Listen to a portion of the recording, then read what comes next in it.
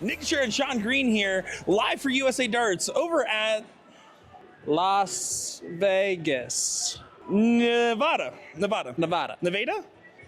No, Nevada. But we're excited to get right back into the action.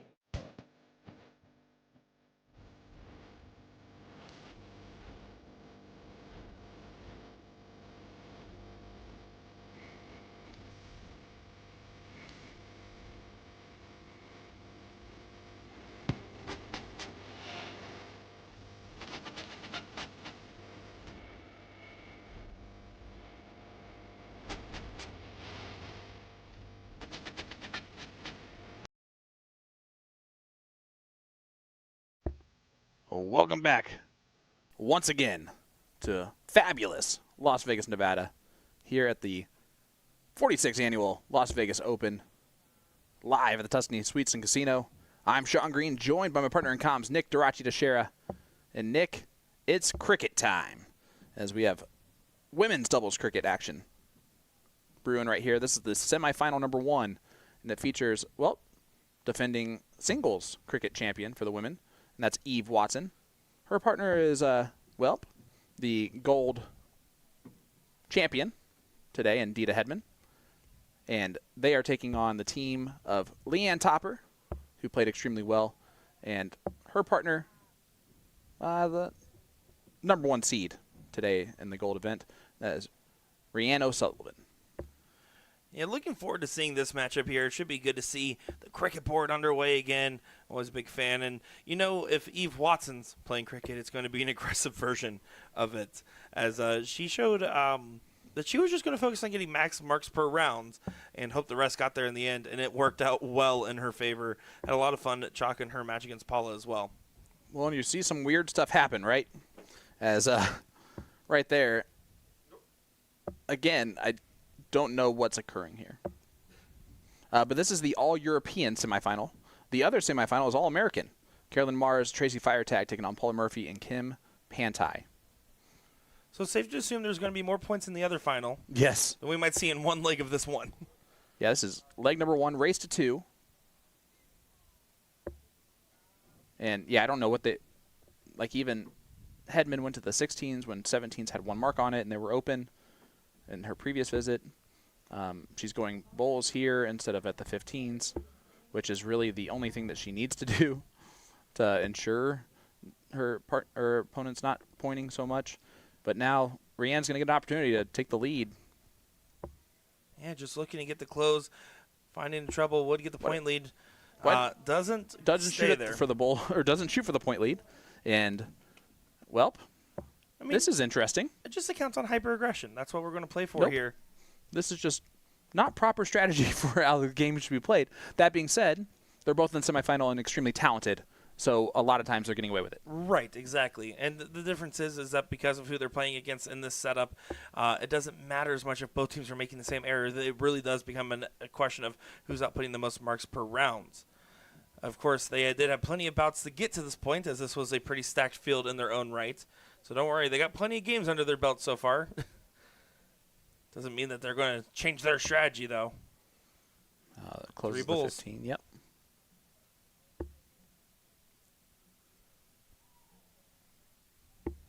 Now you got to hope for a miss, and that's why you point in this game. And needs one more bowl, though. And gets it. Does grab the first leg on the board there. Which, again, should never have happened in that leg if the strategy was a little bit different from the team of Dita and Eve. It's just going to be one of those things, though, where they just kind of approaching it as they see it. Don't agree with it. Yeah, you're absolutely right there, Sean. But that, if anything, says a lot more about the run that they had going up to this point to be able to have the opportunities to shoot like this, right? That means that they are simply just out-shooting their opponents on round in, round out. Dita Hedman, Eve Watson, the previous quarterfinal matchup, beating Lisa E. Chrissy Davis, a team that's definitely pointed quite a few times in their days. And then Rhiannon and Leanne going up against Lisa Tyler and Jessica Melton. So did Rhiannon just start on the bowl? She sure did. But then gets the close of the 20s following her opponents. Eve Watson not really able to capitalize on the opening, though. Only grabbing a single 19. Topper seems to be keen on just moving along the board here.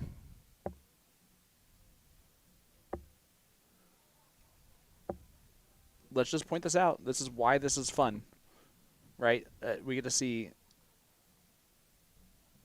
right now the 5th ranked female player in the world and the 6th ranked female player in the world playing a game that they don't play competitively ever against each other, where they play this as a practice game for the most part, probably with 0 or pointing, as you just see again.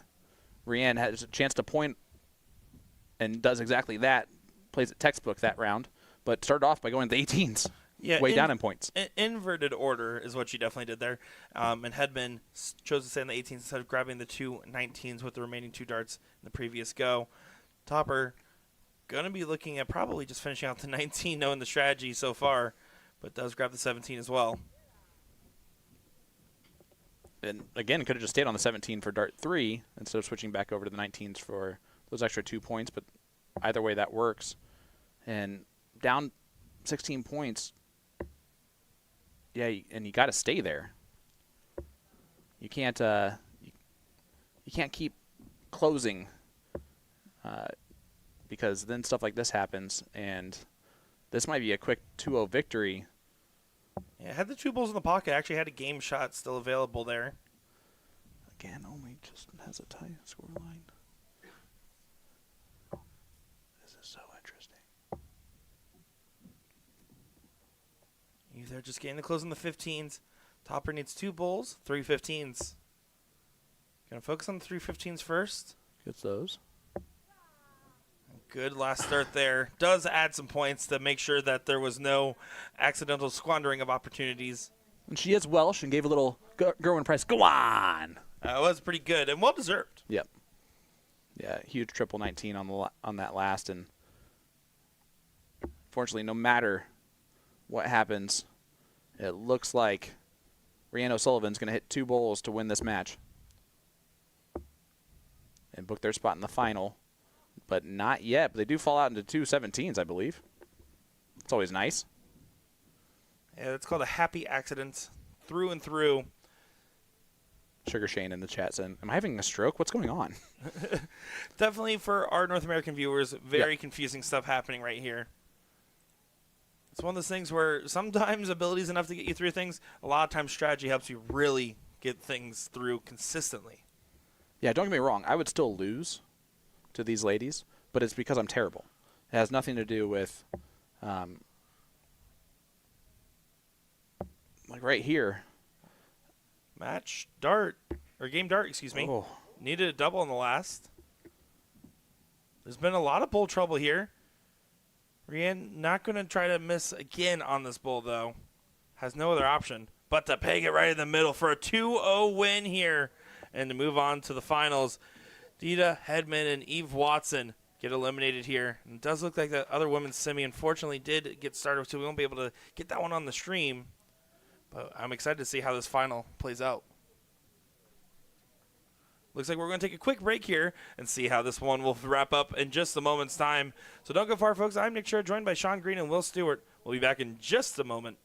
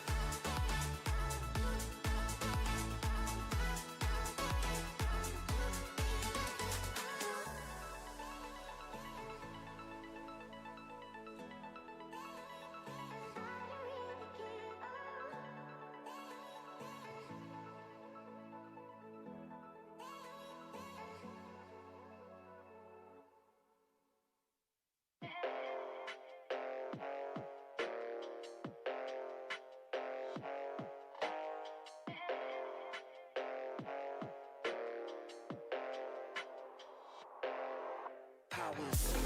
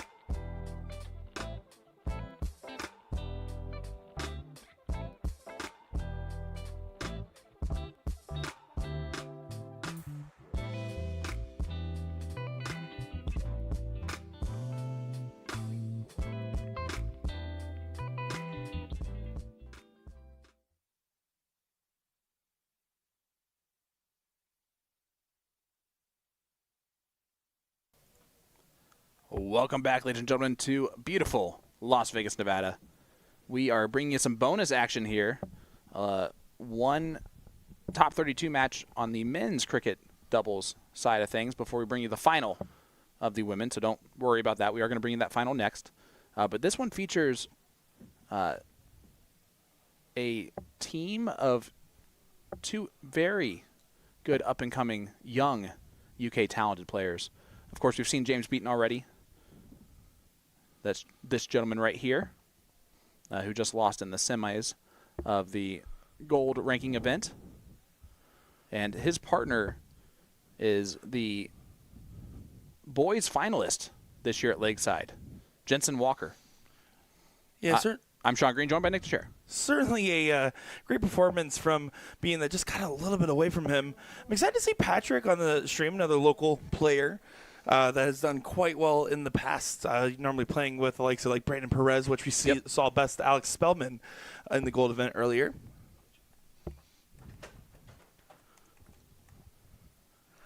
Should be an interesting affair. I always love seeing the different personalities and players, the cricket professionals versus players that are not as familiar. David Flowers, someone that I don't know if he still runs, but used to run tournaments out of a place called the Tavern here in Las Vegas, another local as well.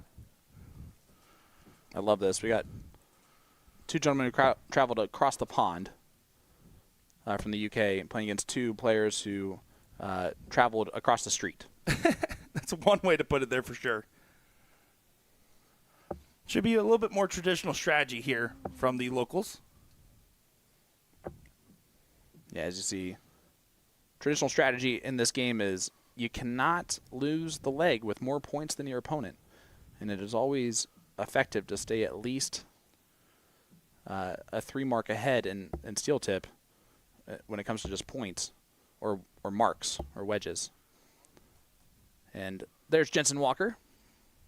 Again, losing to Archie Self in the final of the boys World Darts Championship for the WDF. And man, that tall drink of water there is Billiam Stewart. One call him the tallest drink of water. Yeah. Sometimes a glass half full. Especially compared to David Flowers. And pretty much everyone else who's on that stage. Our producer in arms joining us here. This time from the stage. Sean, you're the only one that hasn't chalked yet this weekend. I will easily chalk doubles cricket. Way different than 0-1 for sure. In fact, it doesn't even count as chalking because you chalk cricket too. And now Will's chalking cricket. It's not the same thing.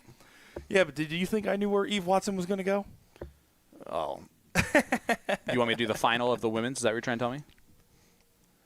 I mean, I wouldn't mind. They talk nicer than me than you do half the time.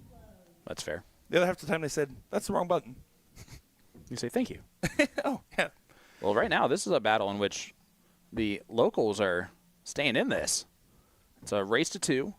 In last 32 of this bracket. To put in perspective, the reason why the shock happened there for me,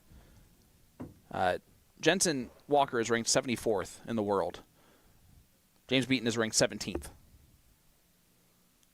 Patrick and David don't have those rankings. Not at all. Seen Patrick at the likes of like NDA and other events of the sort. Jensen working out what he's going to do. Yeah, Jensen and James are both also sponsored by Target. We're part of their Target Elite program.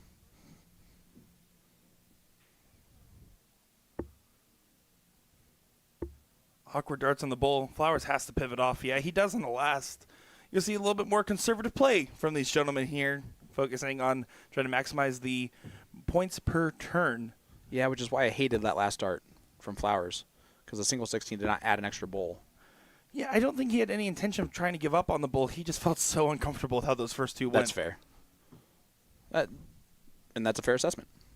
But now they find themselves in a bit of a more pressurized situation. Patrick doesn't feel pressure. Sometimes. But he does add an extra bowl with that. However, winning darts in this first leg for Jensen Walker. 2 bowls and a double 16. That'd be a great shot. Doable for the 18-year-old. Oh, that makes it a lot harder. Look at that dart's well kicked up. Yeah.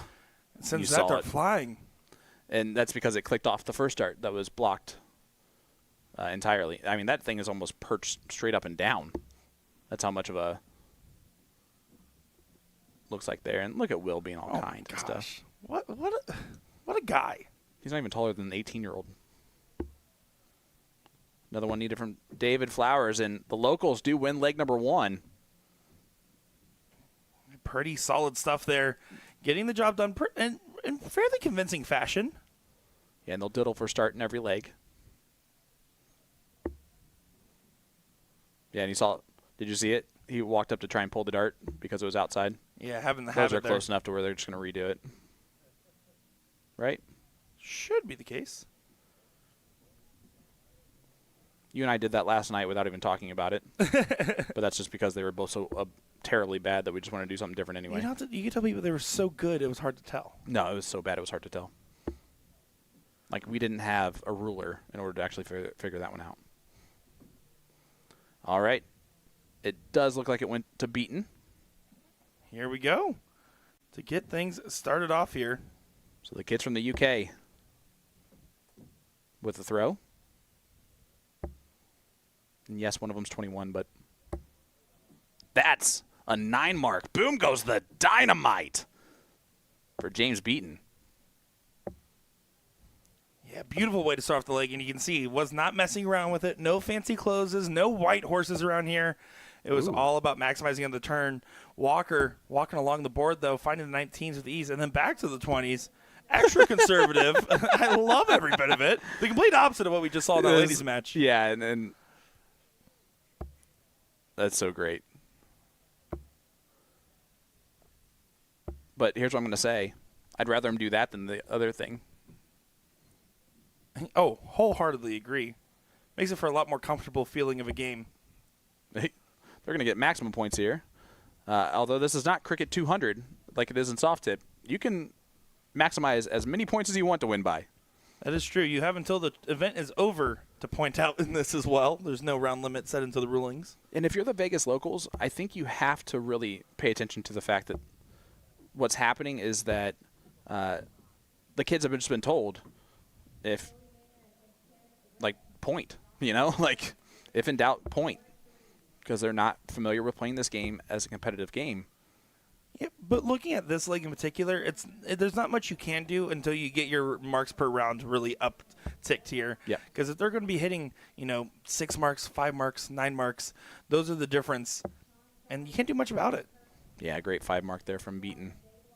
Sorry, 5 mark. But you're absolutely right. And that's, honestly, this is why pointing is such a big aspect of this game. Jensen Walker and James have not had to worry about anything since dart 6 that they threw.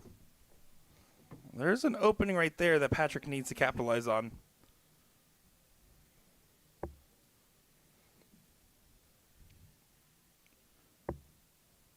Not enough. Yeah, certainly not going to feel like that.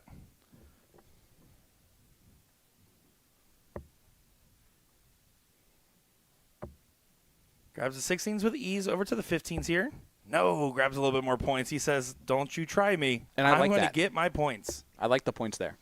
It's a little bit of an unnecessary shot, just in the sense that the 1 mark gets you a little bit closer. If you find the trip on the 15, it guarantees a leg all but short of it, just because you have the 20s and 17s. But it's not a bad dart either. But again, when in doubt, point. You got 1 dart left. I'm okay with that always going at points instead of at a smaller triple, especially in steel tip.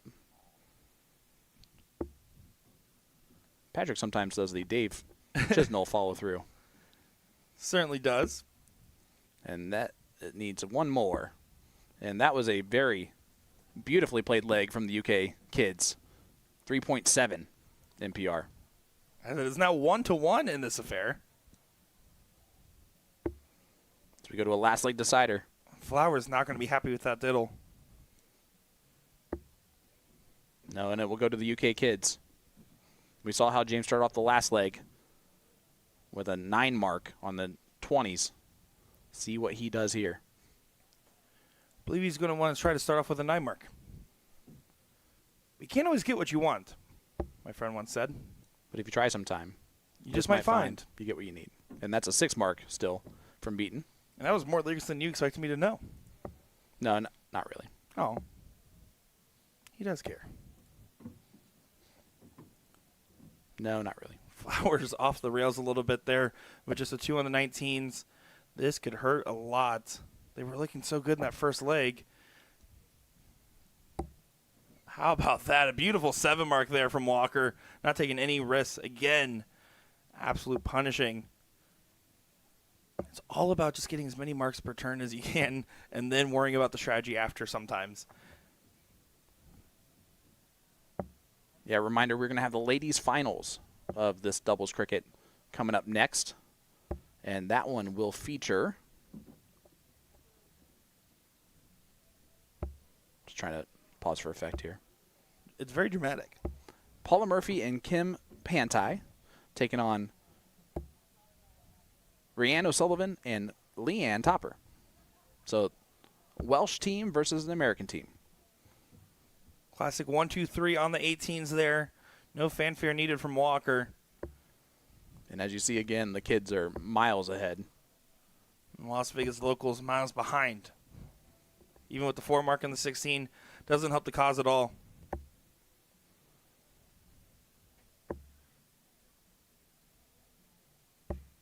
Back up to the 20s to secure it. And again, this is just them not really understanding the points, that they don't have to point on some of those, you know? A little bit of a discussion going on here. I don't know what happened. I mean, it's definitely in the treble.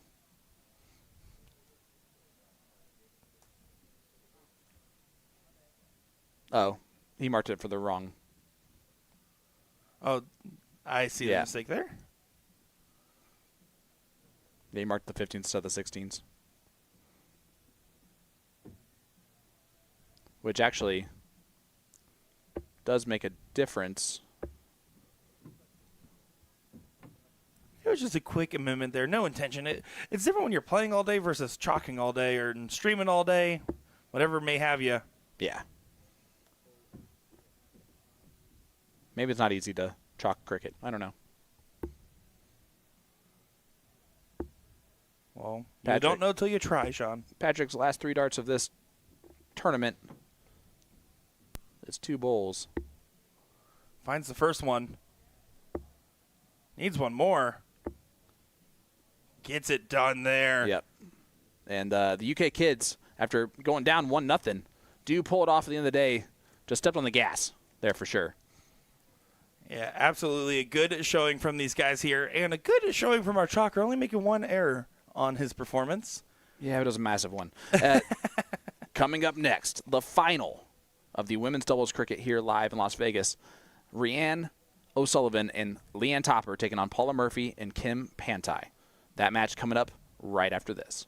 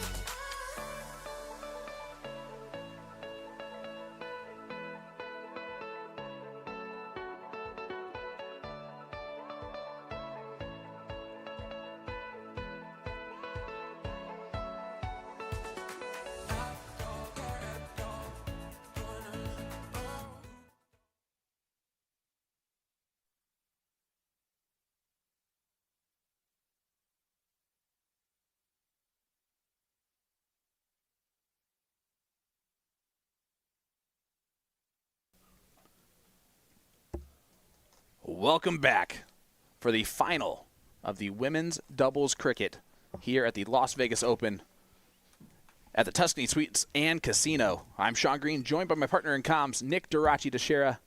Nick, this is going to be an interesting one as we got the Americans playing cricket on one side of things.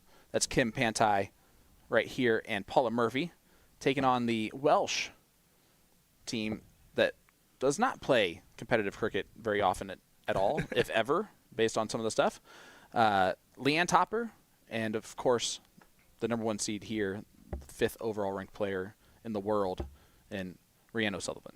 Yeah, it should be an interesting matchup, but you have to give credit to the iconic duo of Paula Murphy, Kim Pantai. Yeah. They played countless competitions together. You'll see them at numerous steel events across the year playing together.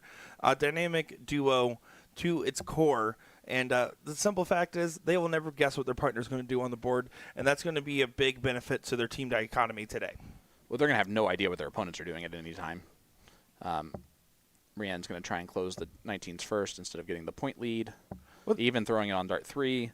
So Pantai a chance now to steal the high ground of the 20s. Don't mind the no shot. damage. I don't mind the shot at the 19s there. Now, I don't like the overcommitment to trying to find that single, but you have to just accept that the bigger shots don't come as often, and Kim's going to naturally want to find another bed.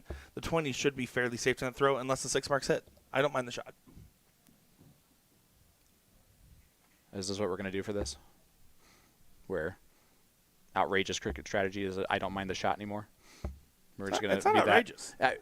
I don't think either one To of those shoot shots all are 3 of those outrageous. darts at the 19 was outrageous.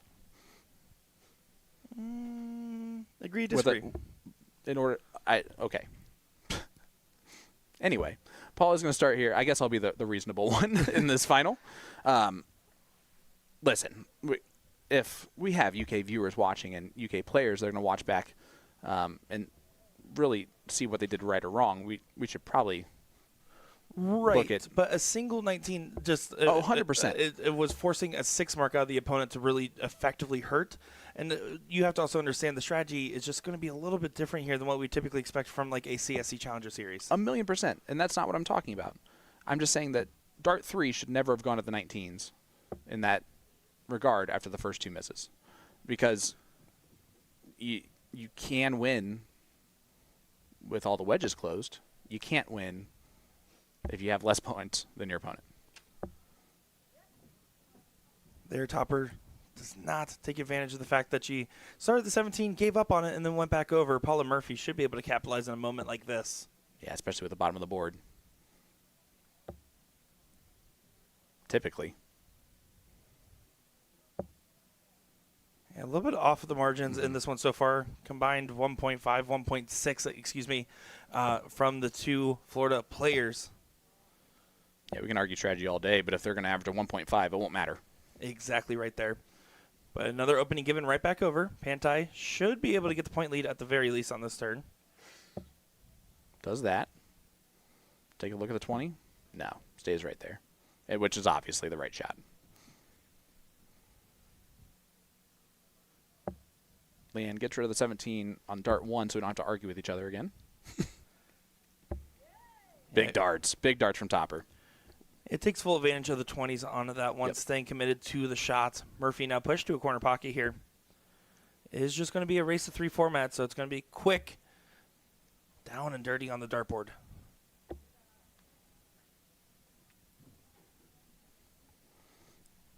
I think in leg number 2, if the Welsh team gets the start again and they close those 20s, I think no matter what, if I'm the American team, I'd try to get rid of the high ground, because they're not really pointing until they need to, and the one point you don't want to give them is the highest one to point on. Yeah, there's definitely merit to that there, and I would have to agree with you. Kim wanted to stay there to find another one on the 16s, but only stayed with her initial 4. Topper trying to get the attack here going. Needs to find a trouble, though. Doesn't find it, so now an opportunity again, asking Paula, can you hit the 6? You just closed 20s. I understand that, but you're still asking for a lot. You might as well get rid of the 20s in the high ground. Sure. She is not.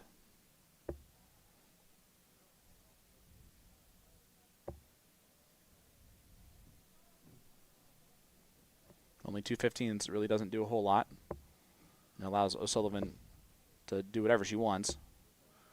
And Sullivan there definitely shouldn't have gone too committed to that attack. And one dart at the beginning is fine, but afterwards needed to collect at least 2 singles on that 20. Got to regain that point lead here, but Kim brushing off that first dart. Does get the close, should take the swing here. She really should. Talking herself into it. She said, yeah, maybe I really should. I mean, let's talk about this, because math-wise is honestly why that matters more than anything else. She didn't add an extra bullseye with that single 15, which made it a really useless single 15. Even a single 20 allows Paula to not only just hit 2 20s, but now in this case, you're pressuring her to hit 3. And Paula failing to find it on the first. Now a harder shot at hand. Needs to collect on the double or the triple on this last dart. Does find the triple on the last dart there. Frustrated, but that was job done. Now it's going to be 4 bulls to 3. There's the first. Oh, no.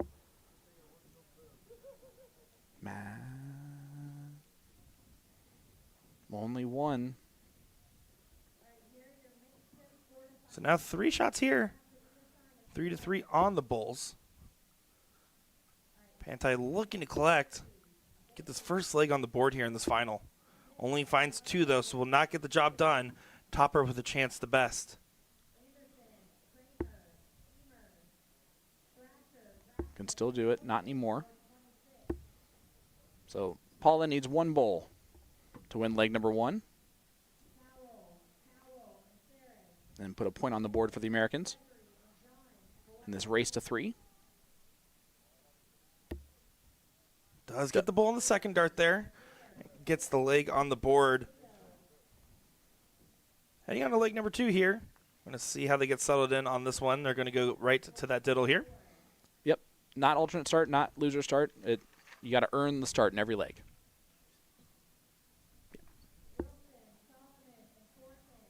And that'll do. Nice double.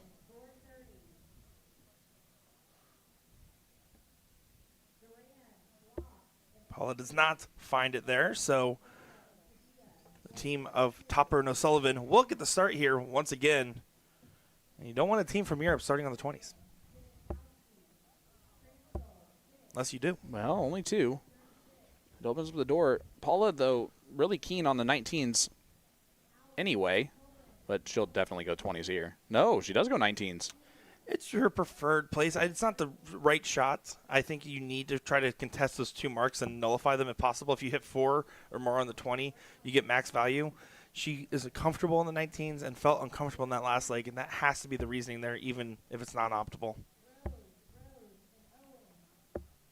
And again, Topper not going to point. Goes down the 19s on dart 3. That's the type of thing you just... This game is not about closing. This game is about points. And I know that a lot of our overseas players that practice this game practice it without even points and just closing those numbers because they're just practicing the targets there. And I think that that's really why we're seeing the strategy that we're seeing. Would you agree with that? Yeah, I mean, it absolutely plays a factor in it. At the end of the day, it's a practice game, like you said over there, and for many different players, they will have different approaches. And the hyper-aggression is not going to be optimal, but at the end of the day, how many times have we also said the optimal strategy is the one you're most comfortable with? But Really, this is not how, like, the close there does nothing, right? No, and again, I'm not disagreeing with you on that front there. That was not the right shot, but that's something that you need to practice going into the cricket event. It's not something that's really easy to change during the cricket event. Oh, 100%. I'm not talking for – they're not listening. I'm not giving them coaching advice right this second. I'm just saying that for whoever's watching, if you're looking at proper cricket strategy, points matter more than anything else in this game. You saw the UK boys in the last match, right? Then legs 2 and 3, they just pointed for days. And it made it so their opponents had no chance. They were pointing more than the average Asian tour this cricket match, which is a point-centric style of the game. They were pointing more than soft tip players would point there. Great darts from Paula Murphy. And again, closing the 18s and following that instead of opening up a new wedge, not ideal. Yeah, every time they're doing this, you can see slowly Paula and Kim gain more points here, gain more marks ahead, as it's just running down the board, and that's working out in their favor right now. And this is going to be a quick 2-0 advantage if Kim gets to close here on one of the corner pockets. Should do enough to help push the margins along.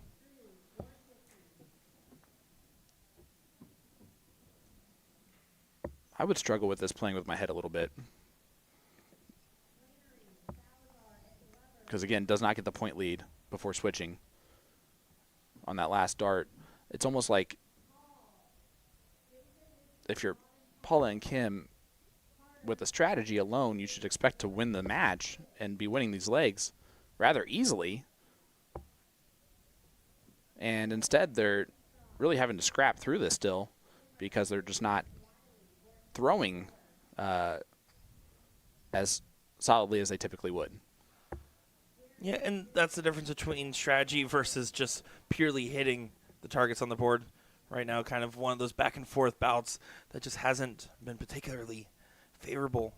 And even though the Floridians do have that first leg on the board, it has been a scrappy affair that came down to the Bulls on the last go, and very well is going to come down to the Bulls on this go. Yes, it will. 4-3. There's 2 of them.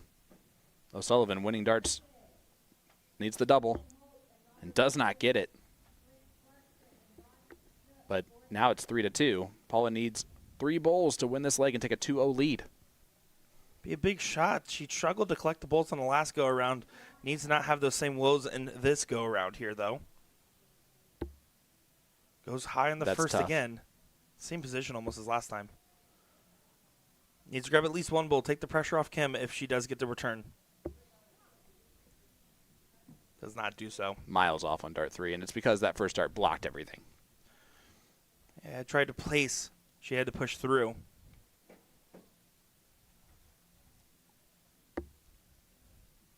Topper doesn't do herself any favors there at that first dart blocker for herself. And yeah, the exact same problem in the exact opposite situation. Yeah, and neither player doing their partner much favors by reducing the deficit at all. Kim's going to need a little bit of magic on this bowl now. And not going to find it either. Just in case. No, doesn't get one. There must be a force field around that thing.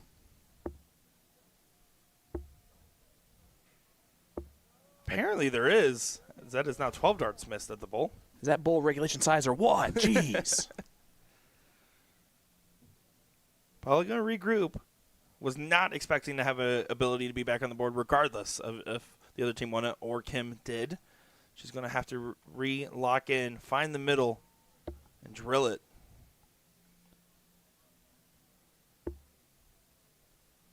And again, the frustrations here, you have to settle in, though, and get that dart for Kim just in case. No one's finding the bowl. That helps the cause, but it might be too little too late. Topper wants to go ahead and find 2 bowls for herself and for her partner.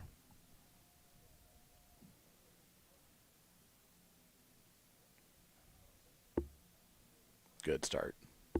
Yeah, follows that beautifully. Yep, that's enough. A 1-1 score line there. Topper is ready to keep going on the bowl. Said, oh, that's where it is. Thanks for showing me, Paula. On to a diddle again. Outside on it, hugging the wire. Paula should be able to get the start. So Paula and Kim to get the go. It is a race to 3.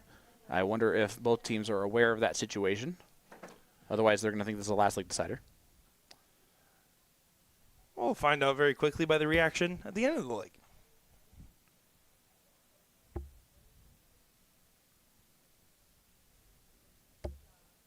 Great start. Yeah, Paula Murphy, classic, nice, true as it is. 5 marks in. Chased immediately by O'Sullivan. Again, not taking themselves any favors. Yeah, now going to go down the 19s.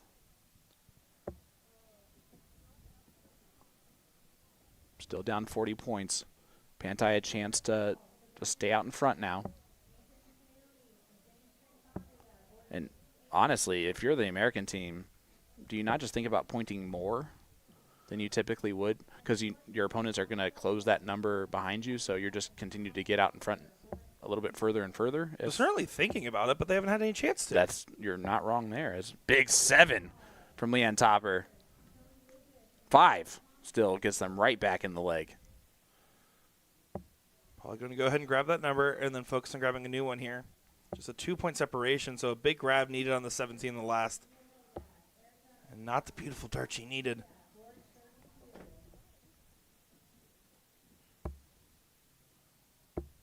This is where it gets interesting. Going in order here, back to the 18s. Kim's going to go ahead and go right at these 17s, though, with the 2 marks on them. Oh, and that's a one that is outside. Only the close. Guaranteed, Leanne. 17's first start, maybe. Looking up. Yeah. Trying to get that point lead first. Now going down to the 17s. Closes the 17s on dart 3. That's what happens when you argue your instincts. Yep. But Paula not a chance to go to the 18s. Typically. Going to open up the new wedge. Having trouble securing the 16s. Might need to go for the cover on the 15s. Do you wonder... It does that beautifully, by the way. Great call, Nick. Do you wonder if the Welsh team is sitting back there and they're watching Paula not close the 18s and instead going at the 16s and 15s? They're like, why are they doing that? Do you think that's happening? I don't even know if they're paying them much mind. I mean, you really can't. They clearly have been besting plenty of other teams that get to this point and get to the finals stage here. I think all they're thinking about is, okay, so what do I think I need to hit on this go? Not why are they hitting what they're hitting. That's a good point. Not going to move. It still closes on dart 3. That Incredible last dart is a dagger, and just the dart gods rewarding the ultra-aggressive gameplay of the UK team. It's going to be tough to sneak another one in there. She does try to do so. But gets the point lead. Yeah, she had to stay. And they're going to... Definitely don't understand the switch there. That one is going to be very detrimental. If you're going to go for the close, then you can take the 4-3 chance on the Bulls if you so desire. But she didn't get the close and moved back away. But again, not really getting punished. The opportunities where they've had to score, they haven't been scoring much. Kim and Paula, 16s. that is. Yep. Close 16s first before going back to points. Where treble from Topper usually goes in on dart 3. Makes it back to that 4-3 Bull. So same position that would have been otherwise 6 darts ago. Paula doing it a different way this time. Going Bulls first. Which is kind of surprising considering how much she struggled on the Bulls in the previous leg. I wonder if she thinks that O'Sullivan's going to go Bulls. She didn't. She put a dagger in that. Those last 2 darts are just whatever. That first dart was huge. Yeah, needed one more 18 to push the Bull. Doesn't do so. No reason to attack the Bull at this point, though. You already have the 1 mark on it. You need to try to get your point lead back. So Kim Pantai stays there, stays true, keeps it within 2 Bulls. Going to go right at the win. Still undaunted. Oh, and drags the third one low. Opportunity here for Paula Murphy. Needs 2 Bulls and then a trip 18. The steal, leg number 3. There's the first Bull. 1 more. Triple 18.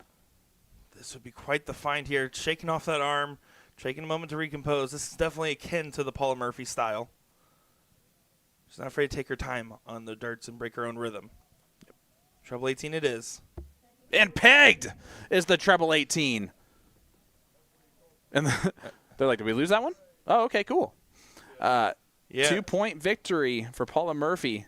Pretty sure that was And Kim reminding. Pantai in that one, and it's a 2-1 lead.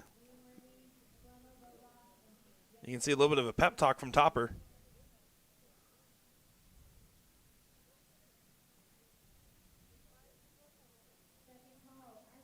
Just taking that extra moment here. O'Sullivan stepping up. Going to show first. Does show a single. Yeah, and you can single, single, doubles, doubles, so you might as well pull that. Does ask the opponent, though. And it will go to the team from Wales. The number 5 ranked player in the world steps up. Sullivan, you can see Topper trying to direct Starting the to darts. figure it out, I think. I think that, again, the first leg was not that they didn't figure it out. It was just trying to do the bully strategy that they had been doing to that point. Topper clearly, after talking with O'Sullivan right before this leg, said, hey, this is what we need to do here. And only one from Paula. Now if you're Leanne, you can go 19s. And for no other reason to, again, nullify that single mark. I love that so much, honestly. Well, the difference in that shot selection, though, is that if you're going to take the 19 with a single mark on it, you need 2 singles. You have to give yourself 2 darts at it, though. The 1 dart missing or even hitting a single didn't effectively matter too much, Yeah. although Kim Pantai did not punish. And Rianne, did she get it closed? I believe so. Yeah, she snuck it in there just by the whisker. The whisker wire. Paula, of course, going to go bottom of the board, 17s. Gets 4 of them.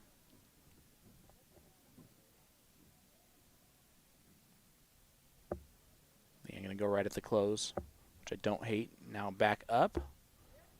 I think one at the 18 and just dropped a little low. Yeah, definitely. Which is fine. Definitely an 18 swing there. And traditionally would have preferred a little bit more of a defense on that 20, especially knowing that O'Sullivan has not been paying any mind to the pointing nonsense. I say nonsense because who needs points to win besides everyone? Points win this game.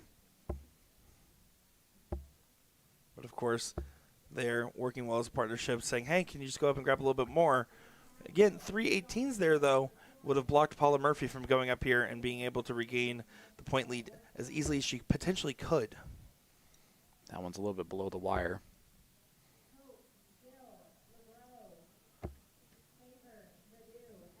All around it no matter what. Only 2.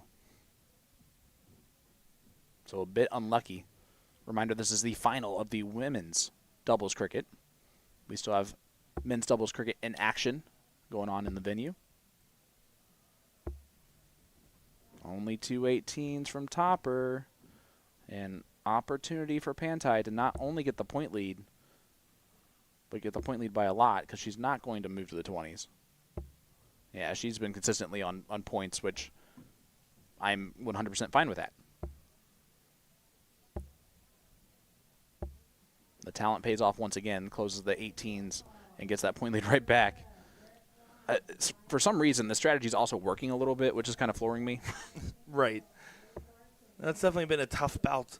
Again, it's a lot of Kim and Paula having moments where they're either collecting all or nothing, and there's been a little bit more nothing than all as of late. But then again, if your all is 2 bulls and a trip 18 to win a leg, then you're doing just fine. Topper should bail. Nope, not going to, and doesn't make it count this time. Yeah, she definitely should bail. But at this point, we know their game. Yeah, exactly. It's nice to not have to know to question anymore.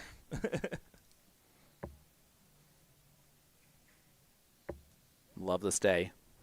Big 5 mark again from Pantai. Now up 56 points, and O'Sullivan knows you can't be too far behind in points. Not enjoying that last start, but we know how they play. It might cost him, though. That it does, because there goes the 20s. Back to the 15 to pad. Might take the swing. Does take do the so. swing. Nick, you've been on it for those calls.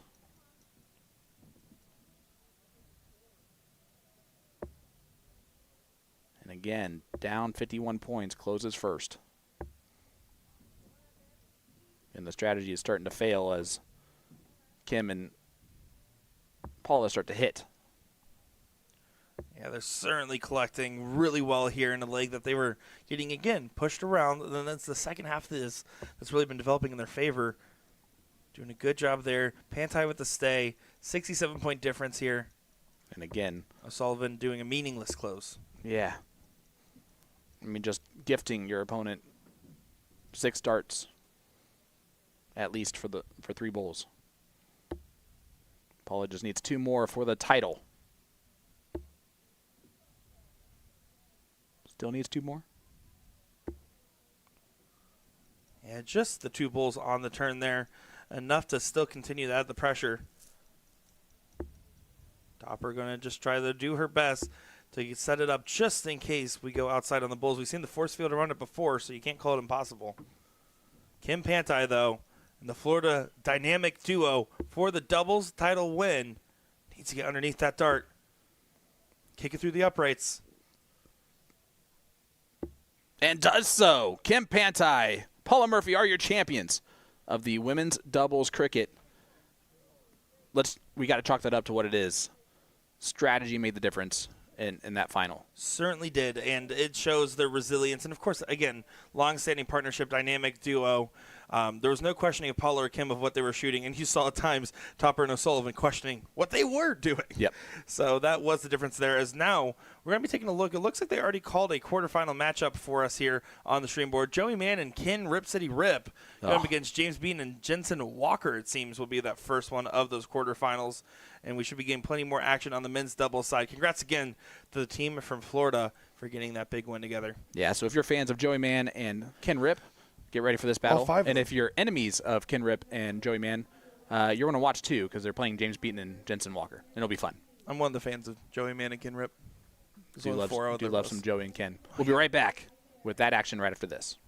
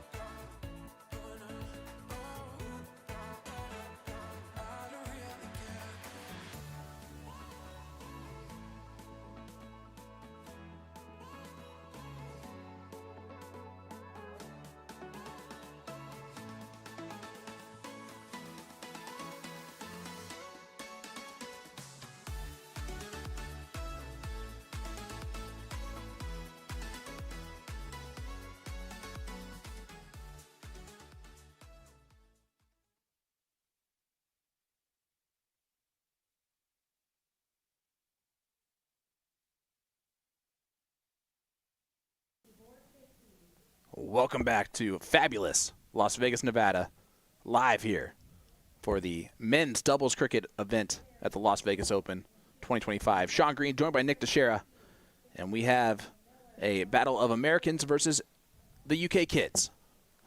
James Beaton and Jensen Walker, both ranked very high in the WDF rankings, taking on Joey Mann and Ken Rip. So some South Dakotan and Minnesotan action. Yeah, James and Jensen did a good job of dislodging the team from Las Vegas there with David Flowers and partner. They had a good time there as far as pointing it up and showing, hey, we're not afraid to go ahead and take advantage of that. We'll just keep going until we get 3 clear. Maybe even if we close, we'll go right back up to points. No real notes there. But Ken Rip and Joey Mann will be a good test and a tough team to get to this top 8. Glad to see them on the run so far. I'm very interested about this dynamic, right? Because you have 2 predominant soft tip players, CSC participants, in the Race 9 All Cricket that we do with PPD. They know cricket strategy better than most, and they know soft tip cricket strategy better than most, which is point. It is. A lot. Now, they do not know how to exit stage right out of the camera, but that's okay. Well, that's why I always go up to Joey Mann and call him Jason Hawkinson. Put him in his place. By the way, actual rule of steel tip that is like one of those unspoken things. You always exit towards the chalker. Mm-hmm. Yeah, it's just common rules if you're playing in any high-level circuits. Yeah, if you're always questioning it, you exit towards the chalker. Now, on the stage and on PDC events and all that stuff, it's different rules anyway. You're always going to exit to the right no matter what. Now, obviously, the referee is right there on the right for that same situation. But yeah, you exit towards the scorer. And if everybody doesn't do that, then that's where like it gets crowded and you run into the people on the board next to you because you're both exiting opposite directions of each other, and end up like running into each other. So now us is question exit towards the chalker. I saw there's a comment from Troy Leroy, our boy Troy, who said, someone tell them to exit away from the chalker. It's like, no, Well, we don't want to do that. Everything's upside down over there. That's true. Even when you flush the toilet, it spins the opposite direction. I don't know. I never flush. That doesn't surprise me as your roommate this weekend. Beaton does find the bull there to get the first leg on the board. It reverts back to that race to 2 format. Yeah, quarterfinal will be race to 2. Only the final will bump the format. Interesting names making it to this stage of the bracket, by the way. Just looking at the other quarterfinal teams. Dustin Holt, Bob McCoy, a duo that I would probably say is fair to expect. But then you have Nelson Bacchus and John Lucanis, a team that I apparently should have done more research in pronouncing those names before taking a swing for the fences. That's why I've been having you do that. But then, of course, you see the likes of like Tom Sawyer, Tom Curtin. So a couple of different pairings that I just wouldn't have expected to see at this stage of the bracket here. Man, I just love that you attempted it, bud. That's impressive. I always go for the fences. Swing for the fences. I go for them. That's a baseball reference. I go You right should- to that fence. Don't do the sports idioms, okay? You have things that are your style. Those aren't them. On the free kick there, does find 7.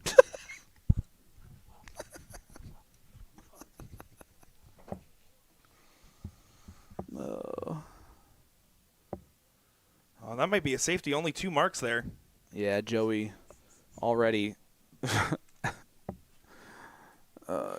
struggling as Jensen just kicks that field goal and gets the 3-mark close. Because field goals are worth 3 points. And we've lost all of our audience. So now Ken Rip's up. And he really likes the ones right now. Only a single. In a lot of trouble early on so far. Joey and Ken did a good job of battling in that first leg. This one having trouble getting a foothold in the door. Sometimes it's just the relaxation you get from exiting to the left that is evading Joey right now. So much more tense exiting to the right. You've seen The Office, haven't you? Yeah, I've seen a couple episodes. I haven't watched Yeah. it that much. So you'll get this reference. Ken Rip is a mixture of Stanley Mhm. and Creed. Reasonable take. Who am Like- I? Let me think that through. Definitely Kevin. half is Gabe, that's for sure. And maybe the other half is Toby. Interesting. I don't know, one of the two most hated characters on the show. That says a lot about how you feel about me there, Sean.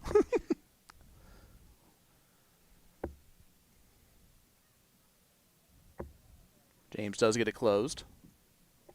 Yeah, good forward progression there. 17th ranked player in the WDF standings in the world.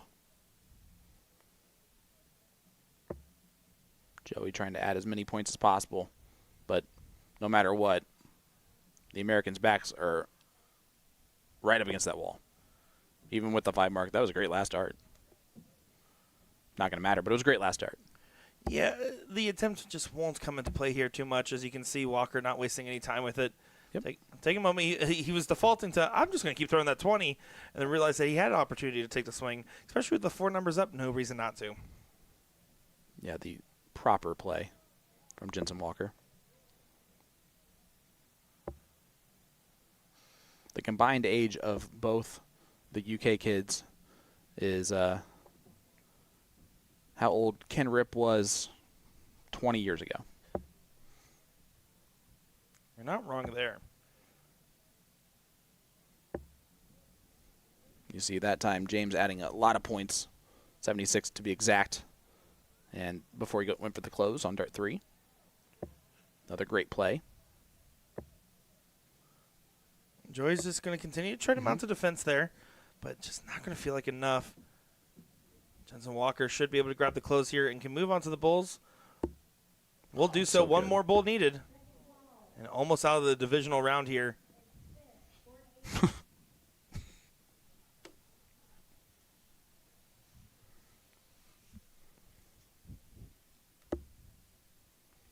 I will say that Ken Rip and Joey Mann should take a little bit of solace in the fact they made the Elite 8 in this tournament. Yeah. Already feeling the madness. Even though it's not even March. Gets the bull there. And that'll do it. The UK kids continue to roll. Would you say that they're the favorites to win this tournament based on who's left in it? Yeah, I would say out of the different players in this world of series, they are doing a great job. I lost it there. I Look. was doing okay. Look, we're going to go to a break because I need to need have one. a talk Yeah, with Nick we about need to have a couple talks. why it's only 7 p.m. and you're going insane. We'll be right back with more coverage. Going to bring you Dustin Holt, Bob McCoy taking on Nelson Backus and John Lucanus so you can practice those pronunciations right after this. Lucanus.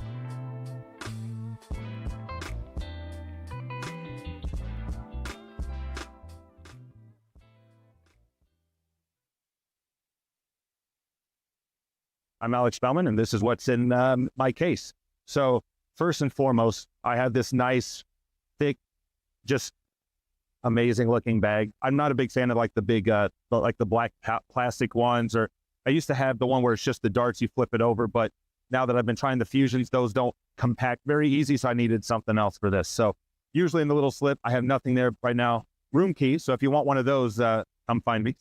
In here, I'm lazy, otherwise I'd have the darts more like actually in the thing, but just set there.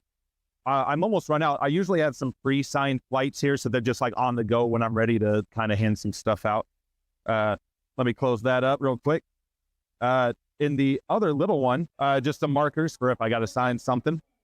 Some rings. So now here's a pro tip. Those little tiny thin rings that come on your shafts when you buy them, clip your flight and put 2 of those in there. You'll never have them break. You'll never have to replace it ever again. So I've just been collecting those little rings because they don't really sell them individually for some reason. Otherwise, I've just got flights ready to go if you know, I need them. I've been switching back and forth between the Fusions and my normal sims and stuff like that. But otherwise, I've just got some extra stuff there.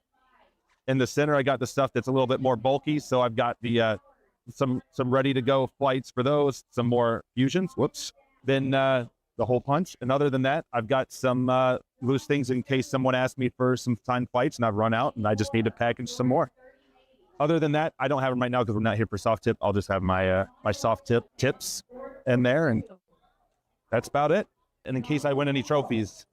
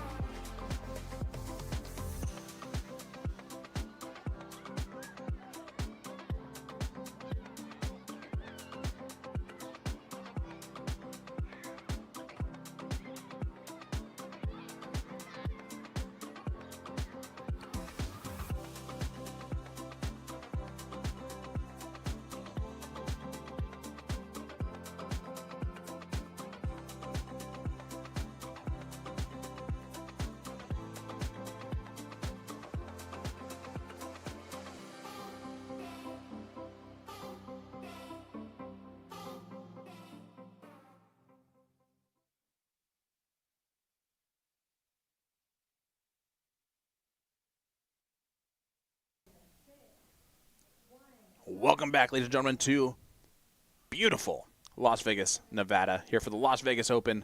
This is the men's or open doubles cricket tournament. I'm Sean Green, joined by Nick Durachi Teixeira. Nick, we got a good one here. This is a quarterfinal matchup. The winner of this one gets James Beaton and Jensen Walker that we just saw defeat Joey Mannequin Rip. It's Dustin Holt and Bob McCoy. Bob, a predominantly soft tip player who's trying to get into the steel tip game, and Dustin does a lot of both. They are taking on Nelson Bacchus and John Lucanis. Not how I would have said those names, because I would have said them incorrectly. Well, sometimes it just takes the extra step of just walking out there and asking, and I did that. I think they thought you were a fan. Yep. Well, once again, the American duo not knowing how to exit. I always love it when it's our guys. It's not like we don't stream Bob and Dustin plenty.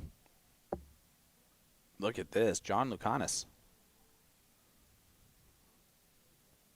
I love this. It's the first time we've seen them, anyone, step back and talk strategy with their partner. Well, and we also have talked about the correlation here, but of course, these being Filipino players, having a little bit more of that Asian-centric mentality of darts, should have a pretty good grasp of the cricket and cricket strategy, and purely was asking in regards to the partner's preference. Well, they're flying the Canadian flag, which is not really a part of Asia. The other flag was Philippine. Okay. It's just right there. It's just Canadian. That's why I remember that. I'm going to guess they're originally from the Philippines and maybe now live in Canada.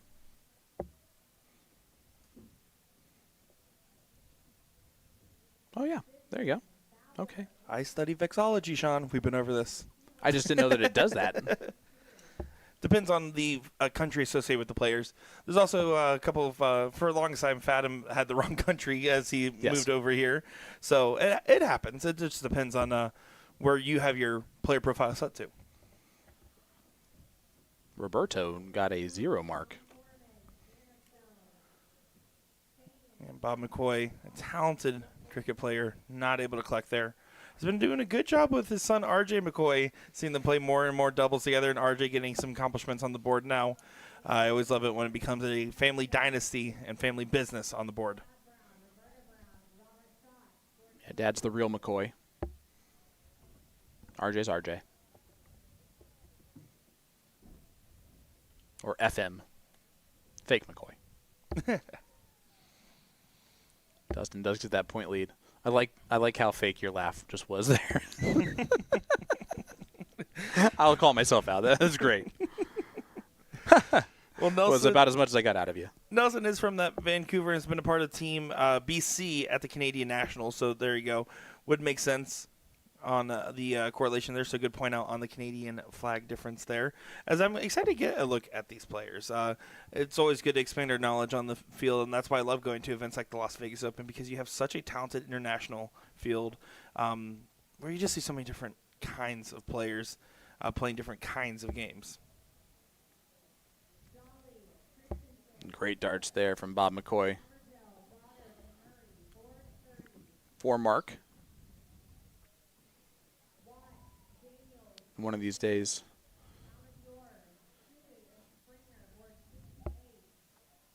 One of these days.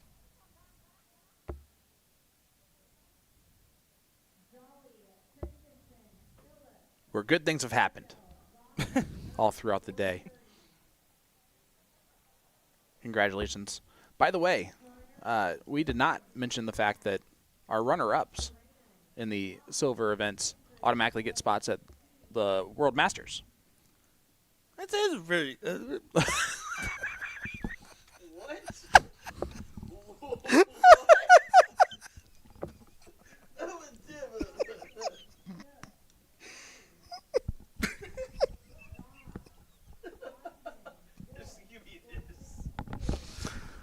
Well, whatever that was. And, Hello, everybody. That's how you get fired from commentary real quickly. Hey, we've been there before. I've said some stupid stuff like, boom, goes the 9-mark train, but that one is pretty bad. All right, back to the match here. William Stewart joining in with you now. As I hope you guys got a good laugh on that one. The one, the only Nick DeShera fumbling and Dynamite drop in. stumbling over his words. As we'll continue to go with the sports references. I finally ask him one question, and he can't handle it. His words stopped wording. Yeah. Shaggy, I wish that was the case, but no, definitely not. We're just been cooped up in the same room for how many days now? Yeah, and About 3? correct. And then what's happening is we're getting done at a pretty decent time, but then, it's Vegas. So by the time we wake up the next morning, we've had less sleep than we thought we probably should have. Yeah. And then we're back down here staring at a screen for another 8 to 12 hours before going insane again. Plus, we're all working together in this close proximity. We're going to get slap happy at some point. Yeah, exactly. But, hey, I mean, Bob McCoy here really need to Do better than that. find a few more than that. That's just not going to be as valuable as he would have liked. So, John, to close, I would go ahead and do it fairly quickly. 1 at the 17. Go right up and close that bad boy. She gone. I love his throw. John Lucanis. Gives a little kiss of the dart at the finish, huh? And just another one of those textbook follow-throughs. Nick's going to go take a walk, I think. He needs to. He needs to go think about what he did. Oh, my. That was impressive. I was staring at his face, right? And I could tell that there was a real thought in there. But nothing came out that was logical whatsoever. Nothing. It was amazing. Nothing. Well, how about that? Going for the Bulls early. And I don't know if that's really the ideal look, trying to steal those Bulls away from Bob. But, hey, he went back to the 17 for 1. Now what does Bob McCoy do? Close the bull first. Oh, you've got to. Go ahead and close it. Bob's like, I might as well stay there. Yeah, right. Only gets 1. Would you be tempted to just go around the board here, or would you kill it? I'm going to point 17s. I would be keen for a triple and then maybe move around, but they want to close it and close it early. If anything, this is dictating what their opponents are doing by making them yeah. close it. So Dustin's like, okay. Not bad. Not bad. Closes it out. Has the 17s to point.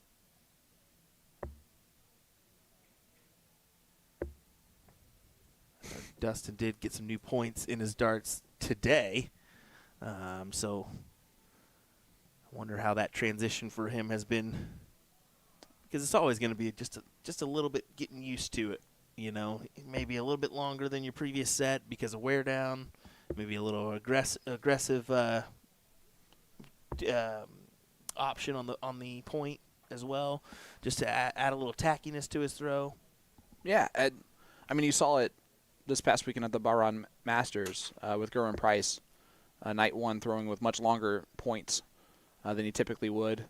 Threw well to win that match, but then on night 2 went back to his old darts, defeats Luke Lidler with a 114 average and almost it's a 9-darter. And it just sometimes changing up your equipment, even if you're going to go back to your original set right afterwards, can just refocus everything. Yeah, I like that you said that too, because whether you believe it or not, I kind of agree with Peter Wright in the aspect of you have to tinker a little bit in order to find their best setup, because you never know what setup's going to gain you a few points on your average.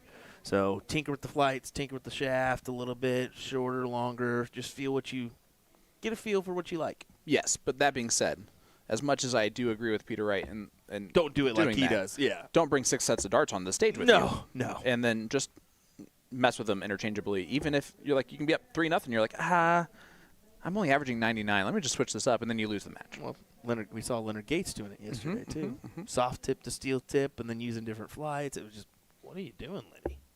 And we saw him do that at Worlds, actually. Yeah. Oh, yeah. He does it all the time. People just don't realize it because he goes from a soft to a steel, and it's not noticeable because it's the same dart. Right. Maybe a flight change. But, hey, There we go. 1-0 in favor of the Canadian and Filipino team. Yeah, Bacchus and Lucanus. Yeah, up I wasn't 1-0. gonna attempt that. Let's honestly, again, this is why you just go out there and just talk to them real quick. Well, somebody's got to run the show here, so Fair. leave it to you. Back in the 25, and then he's going to leave it in there. I do like the added Dart Connect feature here. You can really see where everybody was, where they pointed at there on the scoreboard. So 460 points put up by Dustin and Bob on the 20s, and wasn't enough. Good dart, Dustin, is what he's thinking. Danny, the only person that didn't make it this year was you, so we don't want to hear it. No, attendance was, I think, just It was massive a little today. bit. Yeah, but I think attendance was just a little bit down in previous. I think yesterday's events were a little bit down compared to previous year. I think Yes. today's was maybe a little bit up. Well, I know exactly. So there were 390 signups last year for the gold event, 432 this year. Yeah, so Yeah, a little bit of an increase. But for the ladies' side, it give or take 10. Yep. Is about where they're standing currently. Definitely a little bit more spread out on the international front. Yep. Not just your UK and Japanese audience that we got last year. We're getting Sweden, Netherlands, Ireland, Scotland. We're getting them all. A lot of Welsh players this Yep, year. and that too. Well, John, I would go ahead and do that too. Kill Yep. shot on the 20s, first dart over the 19s.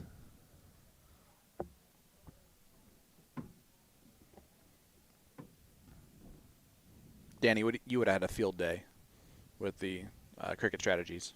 Nah, he's retired. 47th time. He doesn't know cricket anymore. Well, if that ain't the real McCoy, I don't know what is. Nice 7 mark from Bob. Yeah, good stuff for him.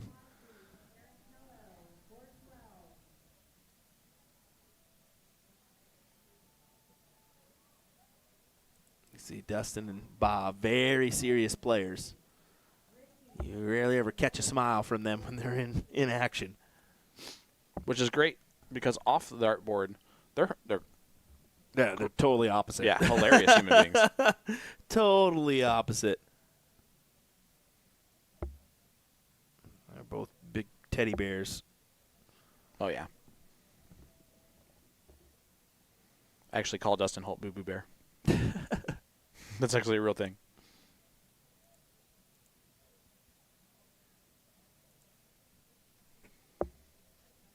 John Lucanus has been very impressive. He really is. I mean, look at the throw. Look at just everything about him right now is pretty good. Pretty good. Yep. And they're playing a very talented American team in Dustin Holt and Bob McCoy. A question of what big events are tomorrow. We have that WDF Silver event. Yep. That's the Las Vegas Classic tomorrow morning. And then we have doubles 01 in the evening. Is that right? Or afternoon? I believe so. I don't think we don't have pairs this year. That's kind of crazy, mixed pairs. Yep, we have women's doubles 01 and open doubles 501.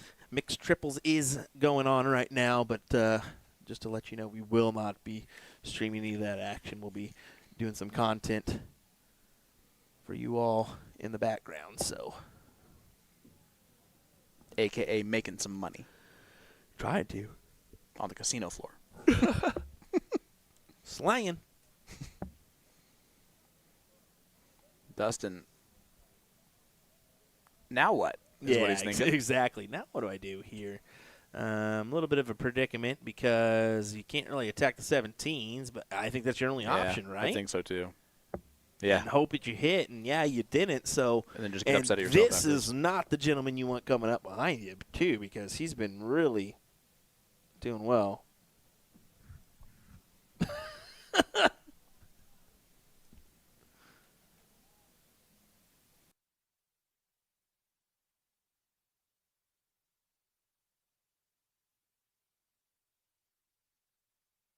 Yep.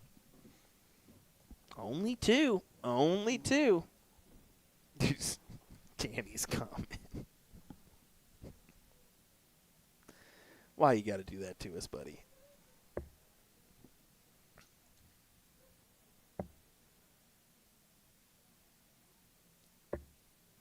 It depends, Danny. What flag do you fly for?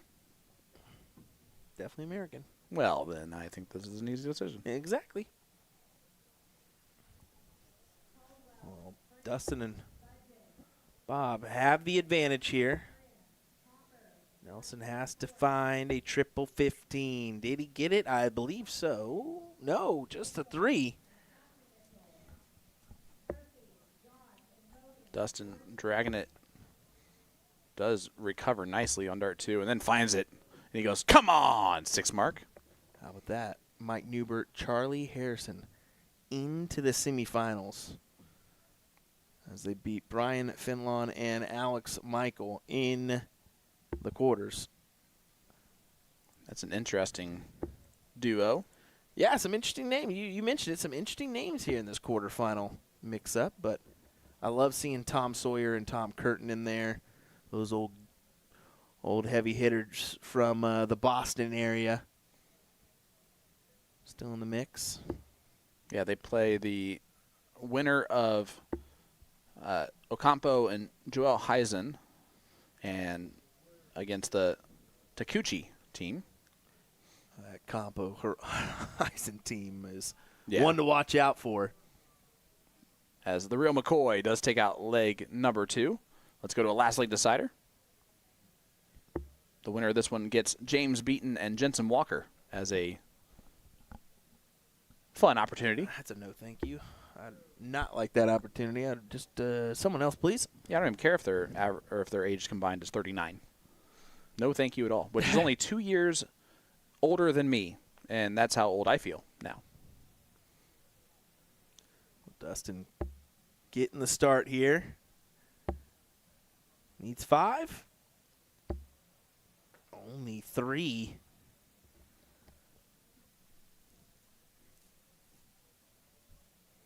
And 3 is going to feel like a C- open. You see, he actually slapped his head there in the background. So maybe it was a D. Nelson right away into the trip 19. How about another up top for the close? Big 7.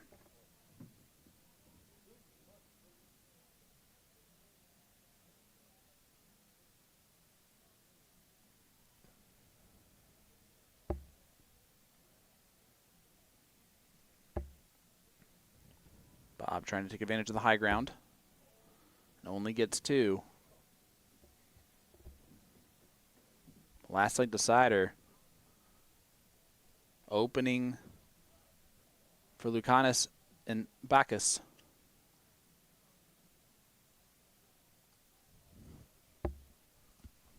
Close the 21st. You like that move? That's not a bad move at all. Not a bad move. I mean, you have the 19s. And if you're Dustin, I like the 18s just because of math. Because 4 of those could see the point lead. Does stay there for all of them.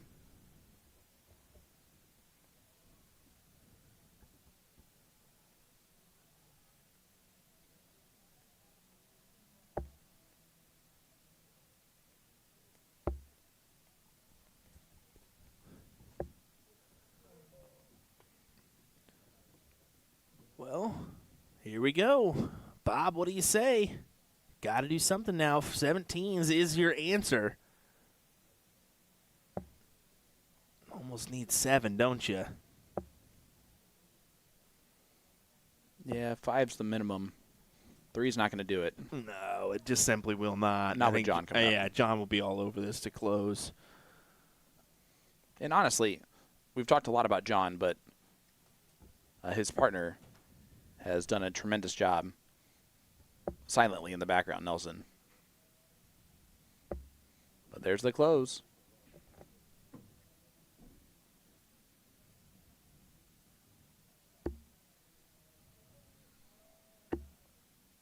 And you see Holt bypassing the 16s and 15s, going right at the bull, which is a very typical steel tip strategy for cricket. You see Nelson going right at the close, and Dustin is not happy that Nelson's following. Oh, doesn't get it closed. All right.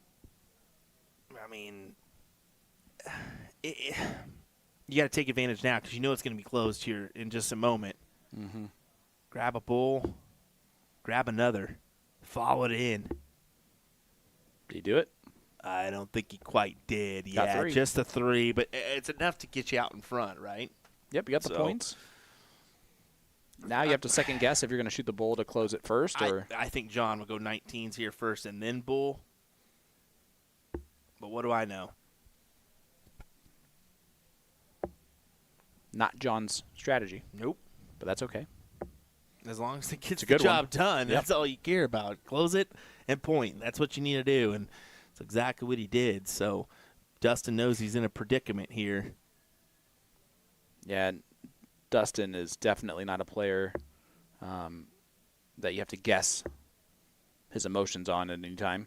Yeah, he definitely shows his frustration more than anything. He doesn't show his happy moments, but No, he he shows does the not. frustration for sure. If he's stoic, he's happy. Yep.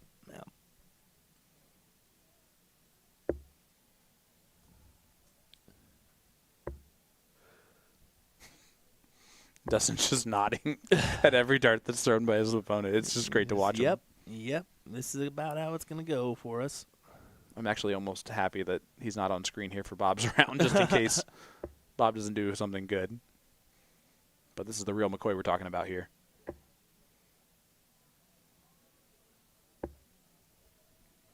And unfortunately, the real McCoy, Yeah. only 3. 3 fat 15s is all that's needed for John to, well, semifinal berth. Yep. Dustin thinks it's over. His darts are down. I would have done the same thing. I would have had him already in my case. And there it is. Great darts from John Lukinus and Nelson Bacchus. They take out Bob McCoy and Dustin Holt in that quarterfinal.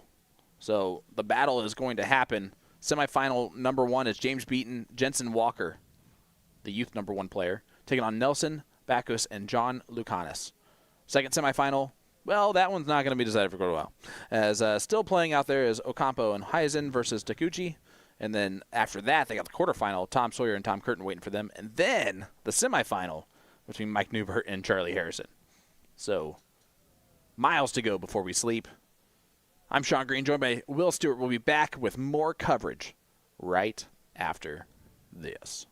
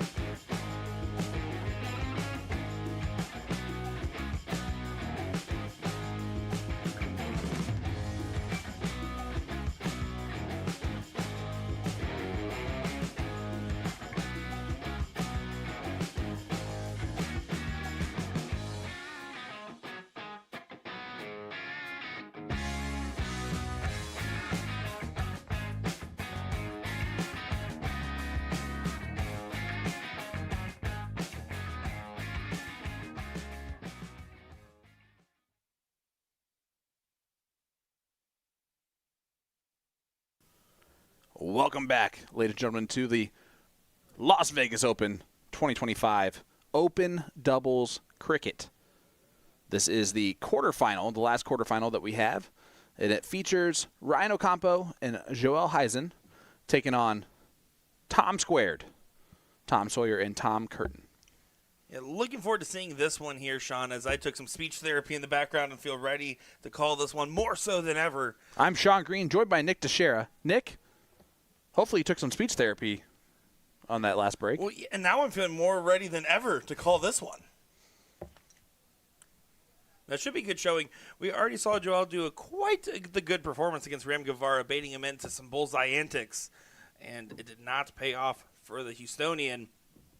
So it should be interesting to see how this dichotomy really unfolds with Tom Squared versus the team from the Philippines. Here is Tom Sawyer. Named and has the perfect walk-on song. Some argue to say the song was named after him. Does he argue that? No, just some. I feel like he would be the right person to argue that. Here is Joel Heisen doing what he does best. Hitting 9 marks. That was a 7. -2. And we get a nice train of 7s. It was a beautiful 7 at that, though, all hugging around the wire around the treble. Here is Tom Curtin. Trying to go over, get rid of those 18s. Only gets 1 mark on him. And Ocampo had a pretty decent run earlier today as well in the gold event. So not surprising to see him and Joel finding a good tandem performance.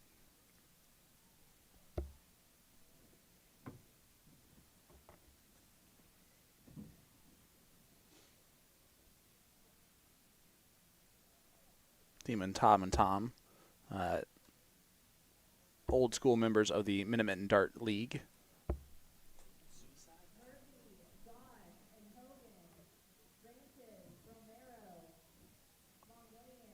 So his in here going to try to find a new piece of real estate to claim control of. Looking at the 17s. Going to be frustrated with that first start. Does correct pretty well here. Yeah, great 6 after the first to get back that point lead. A very unique throw where he uses his whole body on the follow through, but it works out well for him every time. Great player.